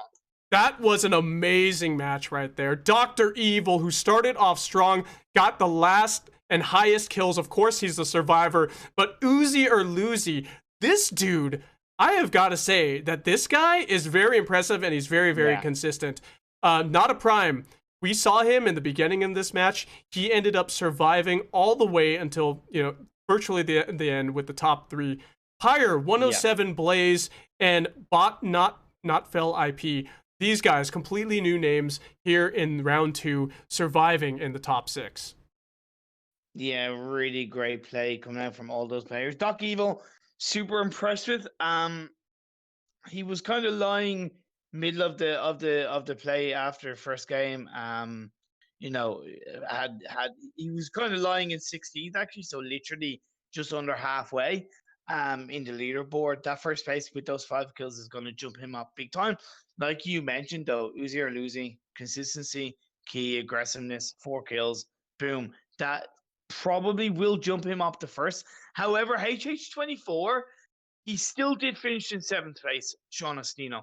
He was first, so it's going to be interesting when we get back from the break, of course, if he has retained his first place or if he's dropped down to 2nd.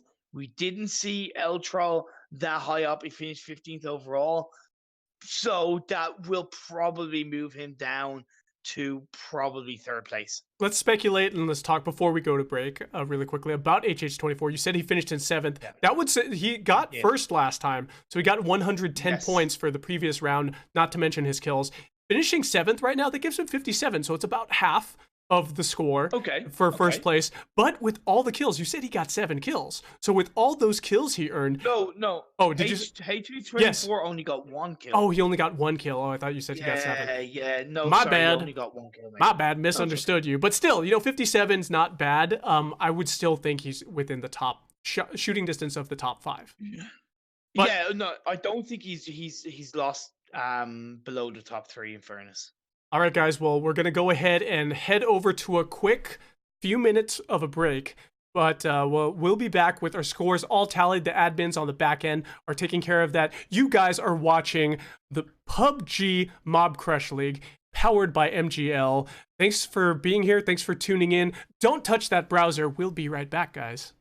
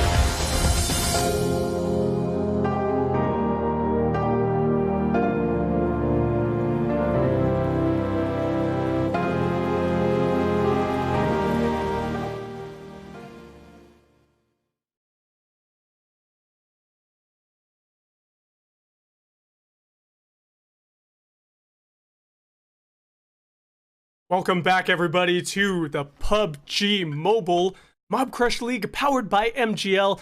I am your host and caster, Sean Ostino, and I am brought to you, what am I talking about? I am joined by my good friend, the lovely Irishman, Imperium, as my co-caster. How you doing out there, buddy? I'm doing pretty good. You're brought to you by me.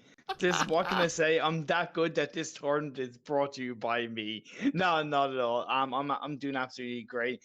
We've had two fantastic games. We've had some fantastic results, some great kills, some great levels of aggression. But of course, still one more game to go, Sean. And of course, they are fighting over that $500 prize pool. That's not a bad way to spend your evening, Sean. Yeah, I wholeheartedly agree with you. It's pretty amazing to see that we're 2 rounds in out of 3 rounds in this heat. The tournament is all tonight. We've got we've got $500 on the line here, and the lion's share of that is going to go to the champion, first place. And I don't think we have the scores updated yet. Checking right not now. yet. I don't think the scores are but let's talk about what happened in that last match. It was a pretty crazy match. I feel like the story there is Uzi or Luzi. This guy, and I'm so sorry that we do not read Mandarin. I wish I could. Hey, Or it's not our fault that he doesn't have an English name. that's Kappa. okay. It's okay. How dare you, Imperium? No, but I know. no, I that's really our fault for not being as diverse linguistic casters as some people out there. But I'm sorry, lo siento. Pero hablo español solamente as mi bilinguaje. I only speak Spanish as my other You language. speak Spanish. I barely speak English. Never mind speaking another language, Sean. You speak two things. You speak English and bad English. As an Irish person, I speak English and I speak drunk. There you go. What? Drunk Irish English. Yeah, drunk Irish. Sláinte and whatnot. Very good. Very good. Yeah, we're still waiting for those scores to come in, guys. But let's just go ahead and talk about the map that we've been going on. All the rounds today have been going across on Erangel. Of course, Erangel is like the first map that everybody's been playing on. PUBG. The original? The original. It's the original map. Yes, of course. And we started here. We're gonna finish here. It's been rounds 1, 2, and 3, all on Erangel. Everybody's familiar with it. Everybody has it, and it's fun. This is a fun map with a lot of diversity in the terrain. We've got a lot of hills. We've got river in the middle of the map. We've got, of course, the sea with the strait down in the southern section near where the military base is. And that's where it ended up last time. The first time, there was a lot of fighting near the river and a lot of exploitation of the surroundings. But this time, in round 2, we saw a lot of exploitation of the strait, and then it ended up, of course, being in the hilly area where we saw the last 3 guys have pretty much a triangular Mexican standoff there in the river, or sorry, in the hill area. Am I right?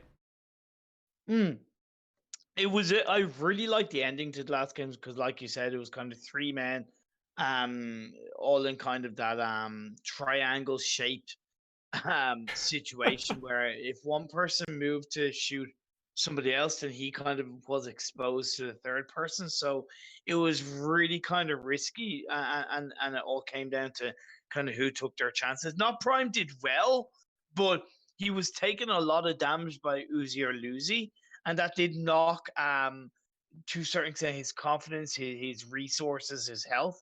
And then we did see Dr. Evil take him out for the final blow, and then it came down to Doc Evil and Uzi or Luzi. And the way Doc Evil moved around and used the grenades, used the Molotov cocktails, was not allowing Uzi or Luzi to move, to heal up. It was just really great. And the flanked around, was aggressive, took out the kill and blow, finishing first. By the way, Impy, we are looking on the stream at the current standings for 11 through 20 right now. Let's go ahead and start at 20th place. We've got Pyre there. Ilian, actually, let's see. check out those points. I think we might have a discrepancy in some of the points there. But Pyre 20th. I'm not sure if shouldn't these be like the points. Was that the points last round or are these combining points? Because I'm really not too sure now. Imperium, can you shed some light on this? They're the points on at least the points that I have in front of me is the total points added up and the leaderboard based on the points added up. So if you don't mind, I can at least try and read it out from 20th Yeah. upwards if you want me Yeah, to, how about you go ahead and or do that? How about you yeah. go ahead and do So that? Yeah. no problem. So in 20th place is I'm the Reaper on 41 points. In 19th place is TB Adil on 45 points, and then we do see that Tracker is in 18th place on 48 points. 17th place is Zeno on 49, and 16th place is Twinkles also on 49 points. We see Lionel in 15th place on 52 points. Trapper is 14th place on 55 points. Demon is in 13th place on 65 points.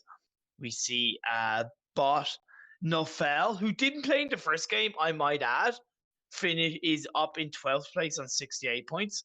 Kojak is in 12th place, is in 11th place, my humble apologies, on 83 points. And then we do see King Swallow closes out the top 10 on 87 points. Had a bad second game, unfortunately. In ninth place is 107 plays on 89 points. In eighth place is Pyre on 98 points. In seventh place is Ghosty on 105 points. In sixth place is Not Prime. After a great second game, is up in sixth place on 107 points. In the top five is Fernan 30N1 on 129 points. Not the highest results, but two very consistent results. Sean Astino putting him in the top five. In fourth place is El Troll after a disappointing second game. Still closes out the top four. Even on point stand is third place of Doc Evil. 146 between the two of them. In second place is HH24 and 185. And in the top spot by quite a distance, Sean Astino, is Uzi or Luzi on 222. Same points both games. Fantastic. Wow, that is amazing. Same points both games. That guy is Yes. very consistent. We've been talking about him this Definition. the whole night. He is the definition of a PUBG Mobile master here in the Mobcrush League. I'm so glad that to see a player of this caliber consistently showing up every round. So very, very good. Very good. We're loading into the game right now. We're not loading into the game, sorry. We are waiting in the lobby right now for the players to keep joining up. And looks like the standings might be fixed. So let's go ahead and take a look at that on our end here. No problem. I'm going to look at the top 10 right now. And yeah, there we go. Uzi or Luzi. Up there, 222, first place so far. HH2 right behind him. Doc Evil, 146. Now we have the points. Oh, yeah, everything looks kosher now, boys and girls. Yeah, El Troll, Fernando, Not Prime, Ghosty, Pyre, 107 Blaze, and King Swallow in 10th. Unfortunately, you know, we're getting near the end game now for tonight's tournament. And King Swallow, who finished first last time, he is not faring so hot. And even though he's in 10th, if he doesn't get into the top 3, this guy is not going to be finding success and winning himself another $300 without a chicken dinner, I think. No, in fairness, no, he definitely needs to pull out all the stops. But look, going into this third game, Sean Astino, I gotta say the battle is nothing against the players behind Uzi or Luzi, but I definitely feel that it's Uzi's game to lose, if that makes sense, because he's like nearly 40 points ahead of HH24. But when you look at third place downwards, there's between third place and seventh place, Sean, there's 41 points between between third place and seventh place. That is such a small amount when you take in the positions that's involved. That's like 6 positions or so, 4 or 5 positions. Yeah. over 40 points. That means realistically, I do think that, of course, it's going to take literally a winner chicken dinner from the likes of Pyre, but that is possible, or even Ghosty in seventh place on 105 points. If they get that winner chicken dinner, they could shoot up past Doc Evil, past even HH24, and get into that second spot. I'm looking at some of the players to see if there are any ties, and the only ties that I see, at least within the top 20, are Twinkles and Zeno, who are both at 49. Yes. That is a huge gap between them and 222 points that Uzi or Luzi has. So there's virtually no way they're going to be able to get up there unless they get tons of kills and survive the whole time to get the chicken dinner. So I don't think they're going to get up there. But, you know, it's not unheard of for them to potentially let's just say, a dream scenario, Doc Evil, El Troll, Fernando, these guys go down, and HH25, let's say these guys go down early in round 3, then we could have people who are at the bottom of the bracket. We could have Lionel, Twinkles, Zeno come back into the game and get themselves maybe second or third. Who knows, right? But consistency is the key here. We've been consistent with HH24, Uzi or Luzi, Doc Evil, El Troll. These are the guys to watch out for right now. So it's going to be a very exciting, very fun round 3 coming up soon. Of course, and like even with the tournament that I'm casting right now, Seamus, you know, we had one team that moved up from 22nd place up to 12th place in the space of 4 games. That's huge. You know, so my goodness. That's the thing. That's easily possible. Of course, different scenarios, squad-based game, all that jazz. But the principle is, like you said, it's not over till it's over. Anything can happen. These are every man for himself games. We could see Uzi or Luzi have a stinker of a match and get called out early on and get wiped out. We could see the same happen to HH24. That's, of course, only time will tell. While we are loading into this last game, I do want to highlight something that it wasn't caught on camera as far as I know, but I noticed it in the kill feed to the left-hand side of the game. Of that last game, we had a situation where Fernand 30 killed Titan, okay?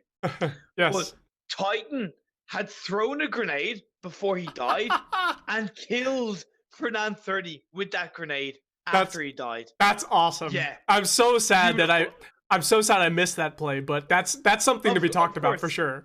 Well, and that's the thing. I couldn't even talk about it afterwards because there was kind of so much happening. And I wrote it down because I was like, I have to mention it because those two players, especially Titan for sure, with that grenade throw, even though he died, just to get that kill, see it on the side. I was like, that is very awesome. Very, very awesome.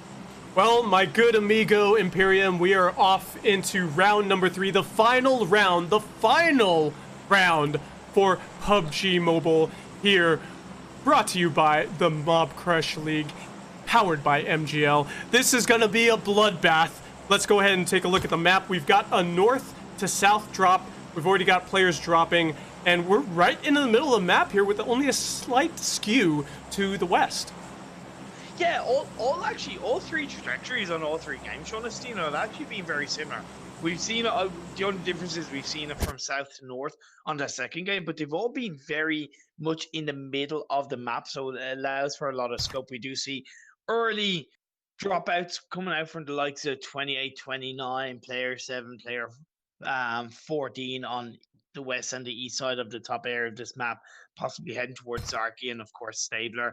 And then we do see a lot of players then looking to land around North George Pool, Pachinki. We saw the hot drops from the likes of Uzi or Luzi, and yeah, this is going to get spicy really quickly, Sean. We've got a lot of players really close to each other so far, especially down here near a little bit, south of the Pachinki area. It looks like, or right north of it actually. So let's see if we can continue to spectate anybody who's around here. There's a lot of players around here. There is a lot of players, Sean. Everybody, it is all or nothing right now, and we've already got a kill.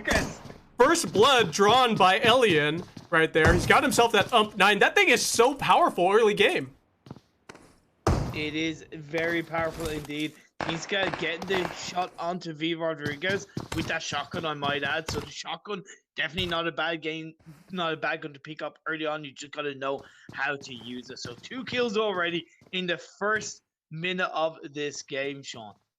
Yeah, absolutely. Too Fine, who's actually a Nemo TV streamer. That guy, I've seen him playing there a lot and streaming there a lot with his PUBG Mobile play.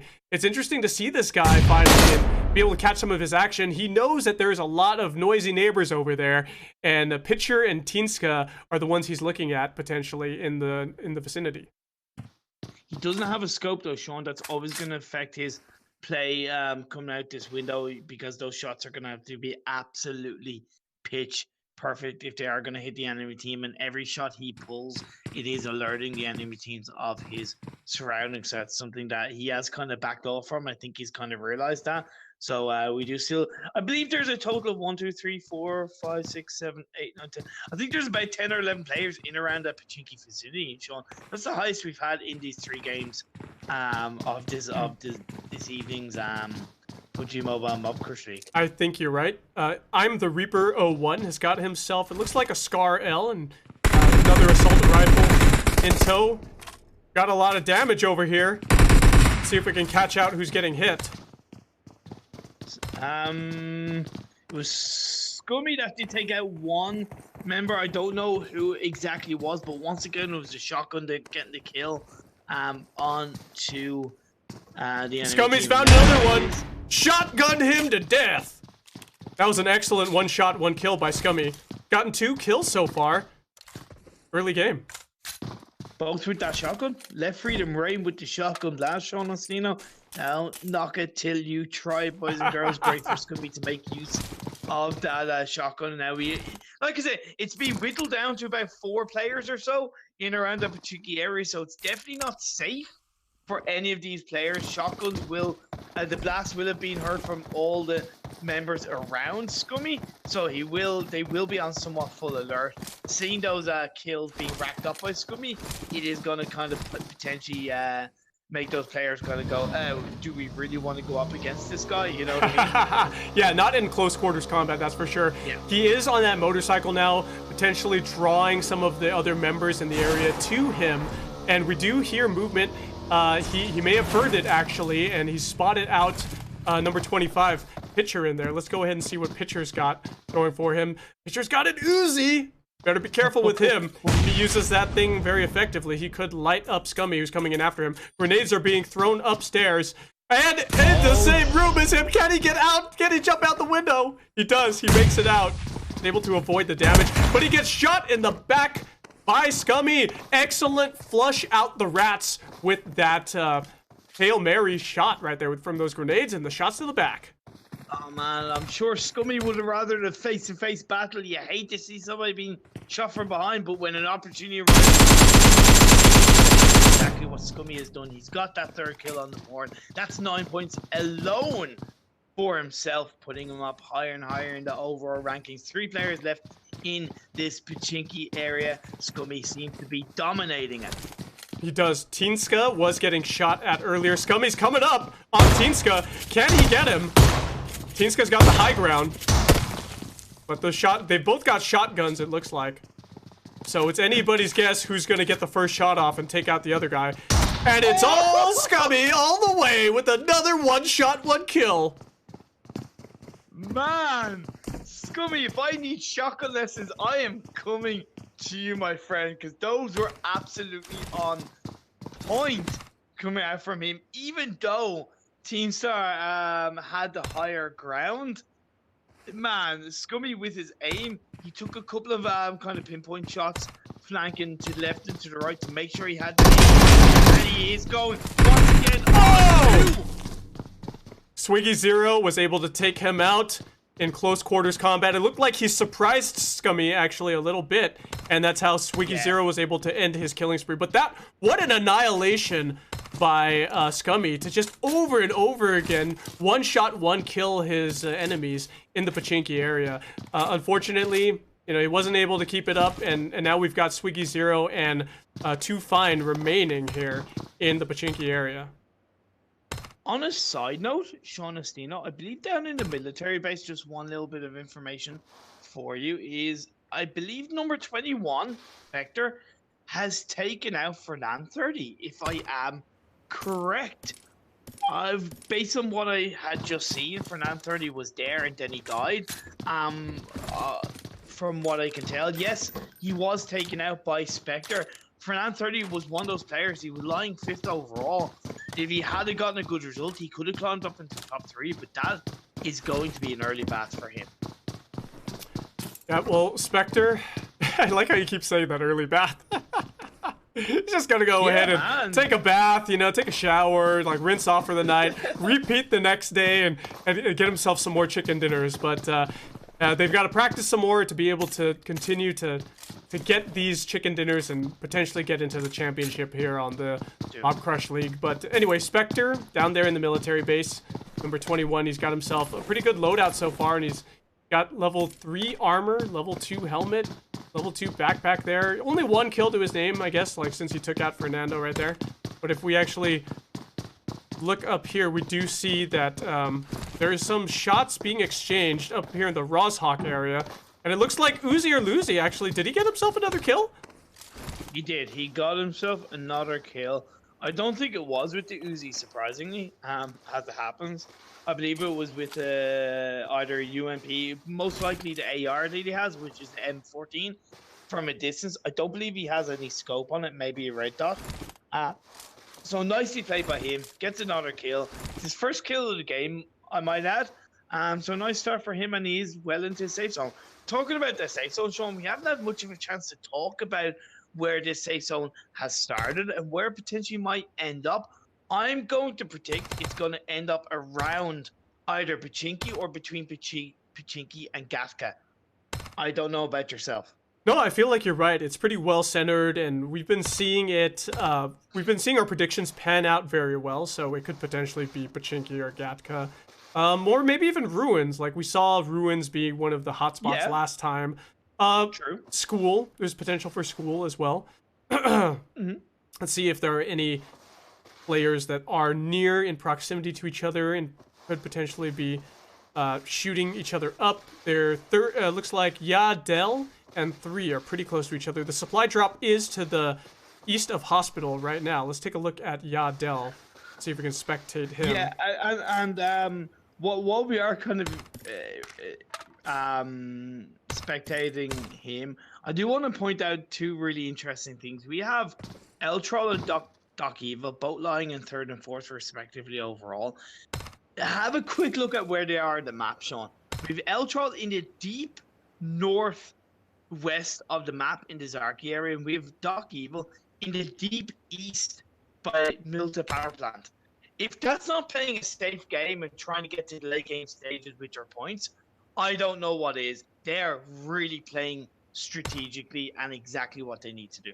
You know, Twinkles, who we saw actually having an impact in round number 2, he's actually near Georgiapol right now, and he's pretty safe at the moment. I don't know if he's in the top 10 right now, but I think he's in the top 20. So he's playing it safe as well. He's trying to get himself some kills.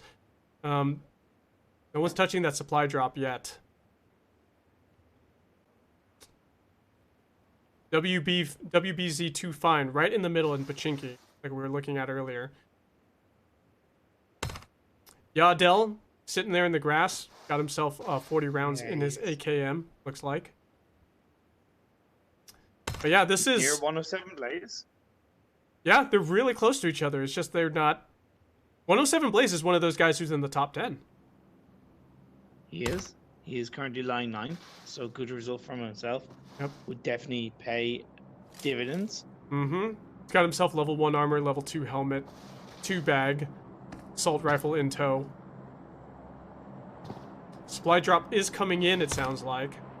Second one is dropping southwest of Pachinki, and we do see that Swiggy Zoro is actually in a vehicle, and he's going to be, it looks like, going to that supply drop right now. Good for that guy. Okay, that's not a bad idea from him. Yeah. Always a little bit risky, but I definitely think with the safe zone the way it is, we've only got 24 players on the map. You know, the benefit, in my opinion, definitely does outweigh the potential risk at this point of the game. We do see that safe zone has been shrunk quite heavily, Sean.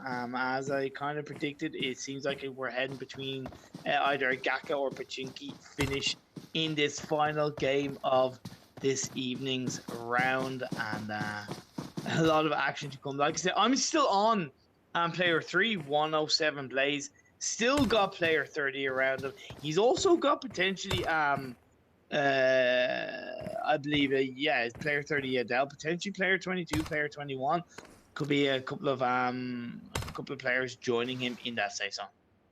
Yeah, 107 Blaze is hanging out there in that building. He's on the second floor, just hanging out, waiting for that safe zone to close in, and then he'll probably... He's got good positioning right now, where he's kind of at the edge of the safe zone, and he knows that somebody's in the area. Like, I feel like he can hear Yadiel right now. Just to give you an update on the situation between Eltral and Doc Evil. Doc Evil got a boat, and he's in the river. He's in the safe zone. He's in the middle of the river. Actually, no, he's swimming. He's got out of the boat and he's swimming because he maybe realizes that there is potentially a risk of somebody taking him out from the bridge. Squeaky Zero is near there. I don't know if he saw him or if he's just playing it safe. And Eltral is in the blue zone, but he's not going to be taking that much damage for now. But he's going to want to start moving sooner rather than later yet to get a vehicle. Dr. Evil is way out there. Nobody in the immediate vicinity of him. So we'll see what he can do about surviving till the very end. Let's take a look at Uzi or Luzi and what he's doing. Is he still in a building? I feel like he's just chilling in a building right now. And he's only gotten himself... He's only gotten himself 1 kill, but there are shots being fired from 21 right now. 21 is... we got there. Spectre, who's in the near vicinity, and he's actually gotten 2 kills for himself, so Uzi better watch out. Don't think that's gonna scare Uzi or Luzi too much, considering what we've seen from him so far in these couple of games. But yeah, in fairness to him, you don't want to be too bad. However, I do think that Spectre got taken out by Kimmy's portal, if I am correct. Or did he just drive? No, he actually just drove away really, really quickly. Yeah, he did. He's the guy who's got the highest kills in the game so far. Twinkles did just get a kill, actually, for himself. He did. But Spectre's, it looks like he's going for that supply drop that's over there south of the ruins. And he is going towards Lick Me and HH24, who we know is very, very dangerous. Yes, he is. Hey, look, sometimes you gotta take these risks. Actually, no, he's kind of... No, he's on the main road. He's gotten out of the vehicle. He's probably gonna scope the area around him. He is potentially putting him in a harm's risk of Lick Me, but Lick Me's in the house. He doesn't have a clue of what's going on around him, to be honest. So definitely for now, from what we're seeing, Spectre is definitely safe away from Lick Me. He's just gotta be careful if he does catch where HH24 is. HH24 has an idea of where the safe zone is. Sean Estino, he got the first loot drop. He got a ghillie suit on the side. That's definitely gonna be a good thing. I was just going to talk about that. That thing is going to camouflage him really well when it comes to fighting here. Color me noob, but is that only something you can get out of a supply drop? The ghillie suit? It is. The ghillie suit is only something you can get from a supply drop.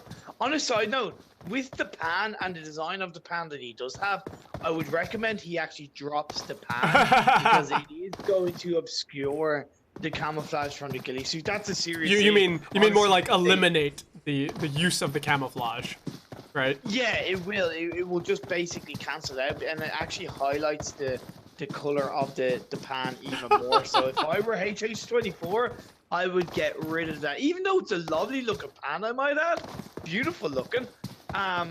In the battlefield, it's not going to have any benefit to him. You know, actually, I think it's only to his detriment if he's running away from combat. But as we know with HH24, he's very aggressive. He's finished true. He finished top 1. He got the chicken dinner in round 1. And looks like Not Prime actually got himself a kill on the map. But HH24, if he's running away, that's where he's going to be visible. If he's running towards you with that ghillie suit, he's going to be difficult to spot. And he's an aggressive Yeah, guy, true. so watch out for HH24, nevertheless, with that pan. Yeah, and I would like to turn our attention to player 14, wrecked 3R16 in that vehicle, going through Pachinki, looking to get into that safe zone position. The reason why I want to highlight him is just simply because we haven't talked about him, and I do always want to try and highlight as many players as I can, despite action potentially happening all around the place, and these players do deserve a mention at one point or another in that vehicle. Nice to see him crashing around, but it was a nice recovery. A little Mad Max action out here in the Pachinki area on the road. Road Warrior, if I must say so myself, wrecked 3R16. 0 kills to his name so far, but I wonder what he's trying to do here. Do you think he's trying to get to that supply drop, or do you think he's like just drawing attention to himself? Another flip from him. A barrel roll. It's Destruction Derby, Sean. It's Destruction Derby out on the Wrangle battlefield. Now, I don't, to be honest, I actually don't know what his strategy is. I'm really surprised. I don't know what his plan of action is. He is definitely doing nothing but drawing attention of his whereabouts to any surrounding players. Not too many left. Only 21 players alive. Let's look at this game. Sorry to interrupt you, good buddy. Let's look at Spectre. No, go ahead. 2L. Okay. I'm checking him out right now. He's got himself 2 kills. Him and HH24 are the only two who have 2 kills. They have the highest kills in the game, in the surviving players so far. And he seems to be scoping out the area. He does notice that there's a Jeep on one of the buildings to the southwest that has been crashed into a building. So, oh, he does spot out HH24. Let's see if he can light him up. Not quite connecting, Sean. Nearly. Nope. Oh, so close yet so far. That is the downfall of this weapon, because his sniper rifle has a very slow rate of fire. He has to reload a lot. He is getting shot at. He doesn't quite... Now he's getting hit finally by HH24. He knows he's outgunned. Let's see if we can get onto HH24 and take a look to see what he's doing over there. He's got that ghillie suit that we were talking about, and 0 damage on him. He's got full armor, full best supplies he can get right now, it seems like. And that's how he was able to get that damage off on that guy, on Spectre. Sean, talk about predicting the safe zone. Like, I literally said it was going to be between Gaka and Pachinki. Wow, you were 100%. I hate to say it, but Jesus Christ, I'm actually not bad You're at predicting this. You're really good. You're some kind of professional caster for PUBG Mobile, aren't you? Right? Who would have knew? Absolutely brilliant. No, but it is. I think it's going to really end up being a nice finish, as Trapper number 12, I believe, is trying to get some shots onto Spectre, if I am correct. I'm actually looking at HH24, and he's getting some shots off over there onto a buggy that's near the supply drop, and I can't quite tell who that is. That might be number 10, Lick Me. Yep, it's Lick Me, all right. And that guy, let's see how much he got hurt, actually, if we can take a look at him. Actually, I'm on Twinkles for some reason. See if we can get Lick Me in there. I don't see him. But I want to see if he took any... I want to see if he took any... Yeah, I want to see if he took any damage. He's inside the compound. Yeah, he didn't. He did not take any damage. Twinkles? He's in the safe zone. He's in a nice position. Yep. Twinkles... Top 20 at this stage. Twinkles has a little bit of damage on him, but he's got that, that sniper rifle. 2 kills. Him, Spectre, and HH24, I believe, are the only guys that have 2 kills right now. Yeah. Now, take a look, Sean and Stina, where 107 Blaze is, because you've got player 30, player 22, and himself coming into a safe zone. Also, even player 82, WBZ25. They were all in around that area. Looks like 22. Kimmy's Portal getting shot at. Or shooting, actually, at Yadel. He's shooting. Yeah, oh, the safe zone is closing in around him. He's going to be getting hurt. Yeah. And Yadel and him, the pressure is on now. Yadel is out. Can he do something about it? The up 9 is OP, good sir. That thing just lit him up, and he got that kill. Kimmy's Portal, better watch out. The safe zone's closing around him. He's got pretty low health. Will he be able to get out of this one? He's Is he far away? He's got plenty of medkits. He's got a lot of medkits. He's got plenty of energy drinks. He should be fine. He has only got 1 minute 45 seconds until this next zone starts moving in. Check this out, though. Want to start doing it sooner rather than later. He's got a vehicle. 107 Blaze had kind of looked over into that area and had an idea that he was coming, and it looks like he knows that he's coming now in that vehicle. And being inside the safe zone right now with the high ground, 107 Blaze has the advantage over Kimmy's Portal. He does, but Kimmy's Portal got in the vehicle, driven away straight away, going into that safe zone. Very clever play coming out from Kimmy's Portal, in my opinion. That is textbook play coming out from Kimmy's Portal. Get a kill, loot up, heal up, drive in, safe zone, middle of the circle, easy. He's got a lot of bandages. He's got quite a few health kits remaining, so he's applying those right now. Getting in the safe zone. He's got that ump. He's got some. Sean. Yeah. What do you want to talk about? 61 HH24. Yes. But not Prime, Twinkles, and himself all in that same area. Yeah, let's look at 61. HH24 and Kimmy's Portal very, very close. Twinkles. These are all the guys who've got the top kills right now. And HH24, he's one of those guys, and not Prime as well. Like, they were up there in the top 5, I believe, of the last round, getting themselves into that Mexican standoff. So yeah, not Prime finishing third. I feel like Lick Me is the only outlier here, along with Kimmy's Portal, who we haven't seen. Oh, and then also WBC Tufine, I believe is probably what his name is. I'm going to call him Tufine because that sounds like, hey, I'm too fine for you ladies. Oh, yes. Yeah, those are the only outliers here. So I'm expecting that HH24 is probably going to be the guy that comes out on top of this one. Sean, you got Doc Evil driving in on the vehicle. He's going past player 82, heading towards 107 Blaze in that vehicle. Let's see what can happen potentially. I do think Doc Evil has stopped off that vehicle.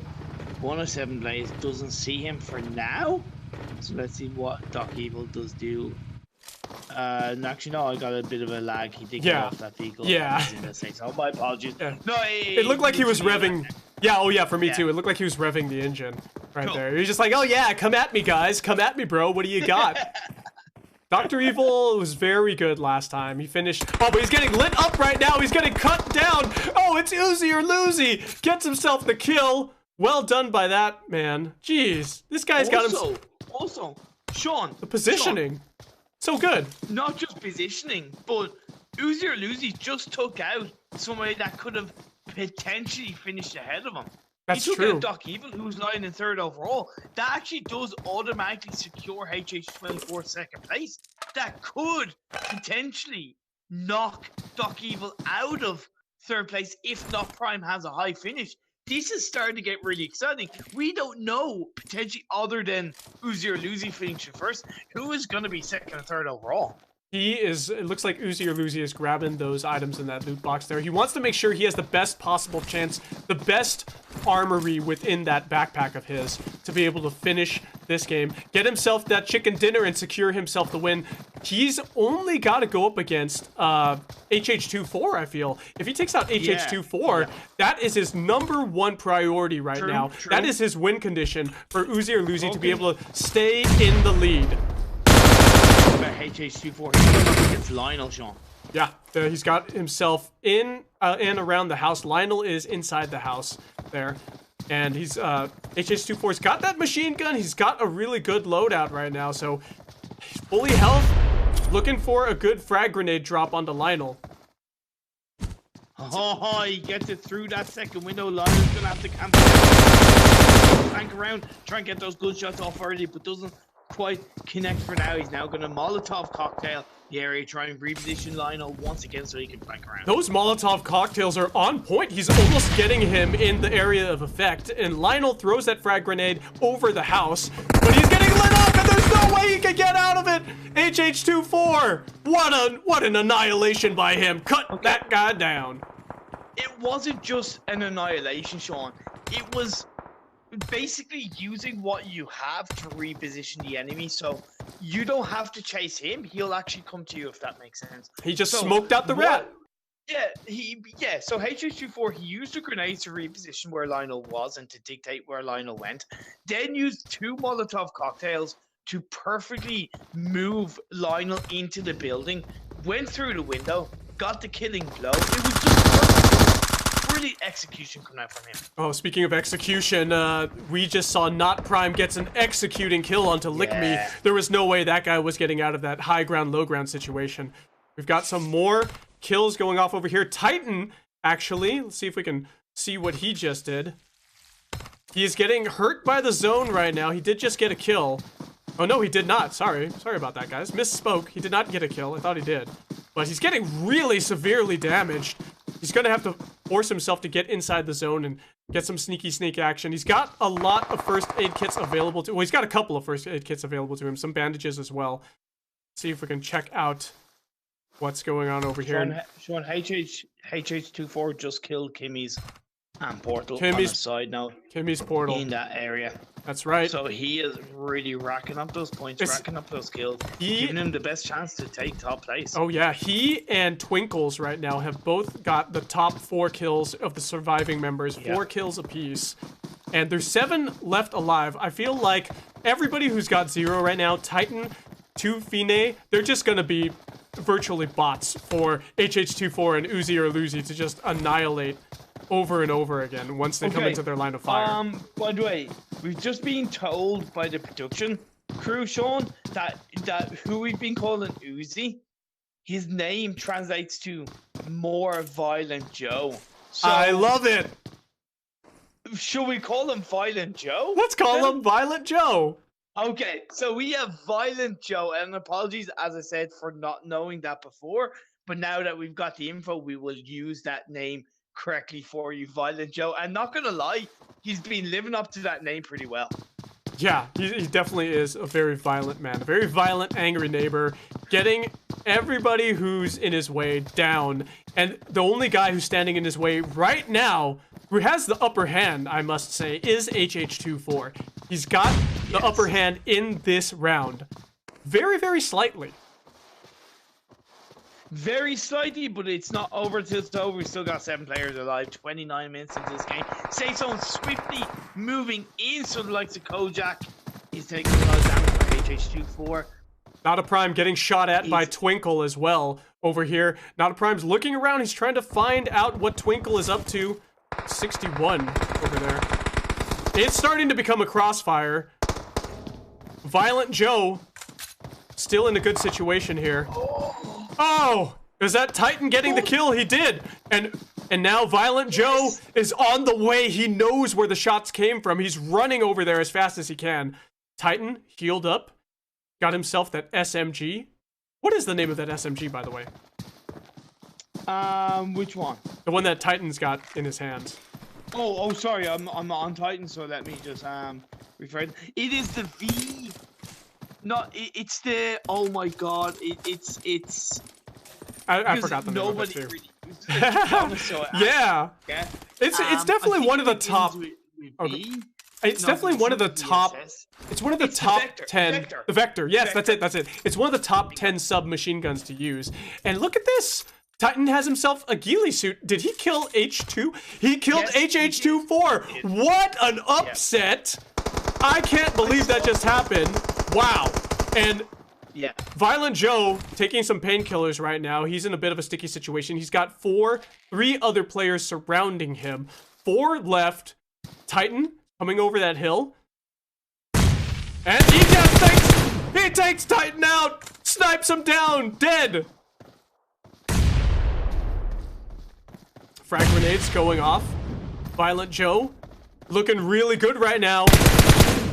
Looks like he's going to solidify potentially that chicken dinner and the $300. Oh, he got it. What an upset. Not Prime, almost dead, down to a sliver of health, ends up taking out Violent Joe. Twinkles and him are the only 2 remaining. Now Twinkles has thrown out a smoke grenade. Great play by Not Prime on the side now. Has knocked out Angry Joe. We are down to the final 2. Smoke grenades being thrown out left, right, and center. This is like We're fighting in a foggy swamp. Expect, to be honest. We're fighting in foggy. We're fighting in San Francisco right now. It's a foggy area. Not Prime gets cut down, and it's Twinkles. Twinkles, who we saw in the top 10, ends up getting himself the chicken dinner in round 3, but not before HH2 and More Violent Joe end up getting themselves great placement, and they ended up getting themselves the I think they're solidified in the top 3 for sure for both of those guys. We're gonna have to check out the scores, have our admins tally everything up to give you guys the final scores there. But it's looking really good, I feel, for both Very Violent Joe, more Violent Joe, and HH2. Yeah, I do think that HH24 has done enough to secure second place. What I am going to find interesting is if Not Prime has done enough between overall position and kills to overtake Doc Evil, because Doc Evil only finished in 17th place, Sean, with no kills. Wow. So, really? Big difference from the other games. It's going to be a big difference. So definitely, if there's going to be one big game-changing position, it is going to be between Not Prime and Doc Evil. So I cannot wait to find out. Well, while our admins and back-end production are tallying up the scores, we're going to take a quick break, you guys. Let's see. Yep, they're still calculating, so we're going to go ahead and take a quick break, but we will be right back with the final scores here with PUBG Mobile Mobcrush League, powered by MGL. See you guys very, very soon.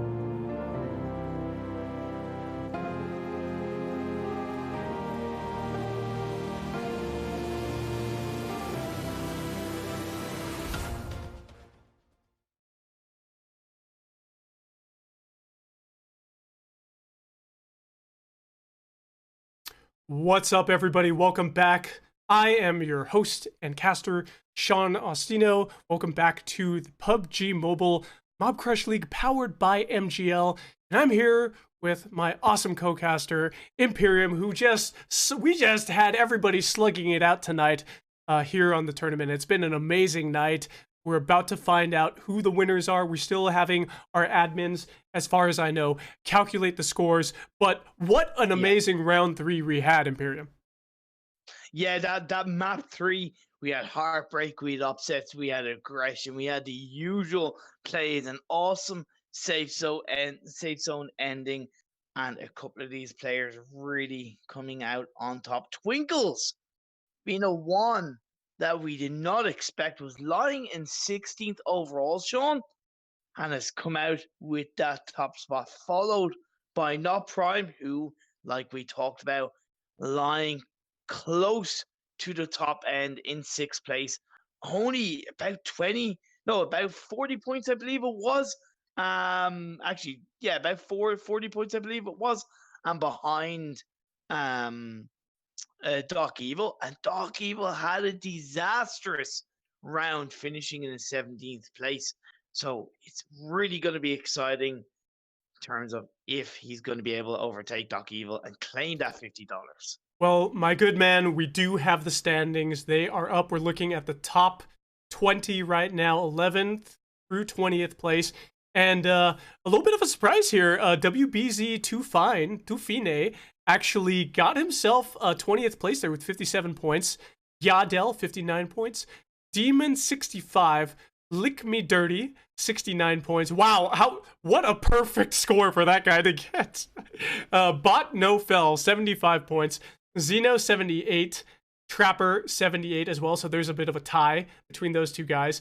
King Swallow! The story of King Swallow is no more. This guy who finished last time, got that chicken dinner, got himself the $300 in the championship for the last time on the Mobcrush League.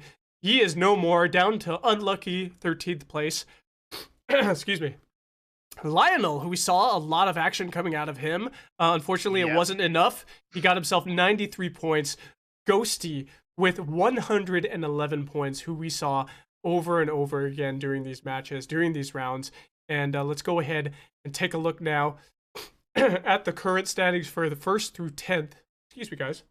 A little bit of those allergies going around here in the San Francisco Bay Area. But I'm surviving. I'm struggling here, but I am going through it to give you guys the remainder of the top 10. We've got Pyre, 114 points. Fernando, 129 points. 8th place for 107 Blaze, who made such a big impact during all of these rounds. 129 points. New Kojak with 154. Ghost Dr. Evil with 164. He couldn't get up there. He dropped down. That's what happened. That's exactly what happened there with him. He dropped down because he didn't get did he get any kills this round 3? No, he got no kills, finished in 17th place, got 18 points, and boom, that's it. You're down, my friend. Yeah, exactly. Twinkles, who made a big impact during the last, the final round, within the final minutes of the match. And El Troll, who did so well, finished in the top 2. Round number 1, was not able to pull out the chicken dinner and even get himself that bronze medal 3rd place. But I'll tell you who did. It's all about our boys at the top right now. And the leaders who ended up getting themselves the cash prize, the $300 first place, goes to Violent Joe. 2nd place, HH24, gets himself that silver $150 USD. And 3rd place goes to Not Prime. $50 US for him. Congratulations to our winners for the Mobcrush Leagues, powered by MGL PUBG Mobile Tournament. And this has been an amazing night, an amazing time casting with you, Imperium. What have you got to say about the tournament tonight? Yeah, it's such a great amount of games. 3 games, a lot of action.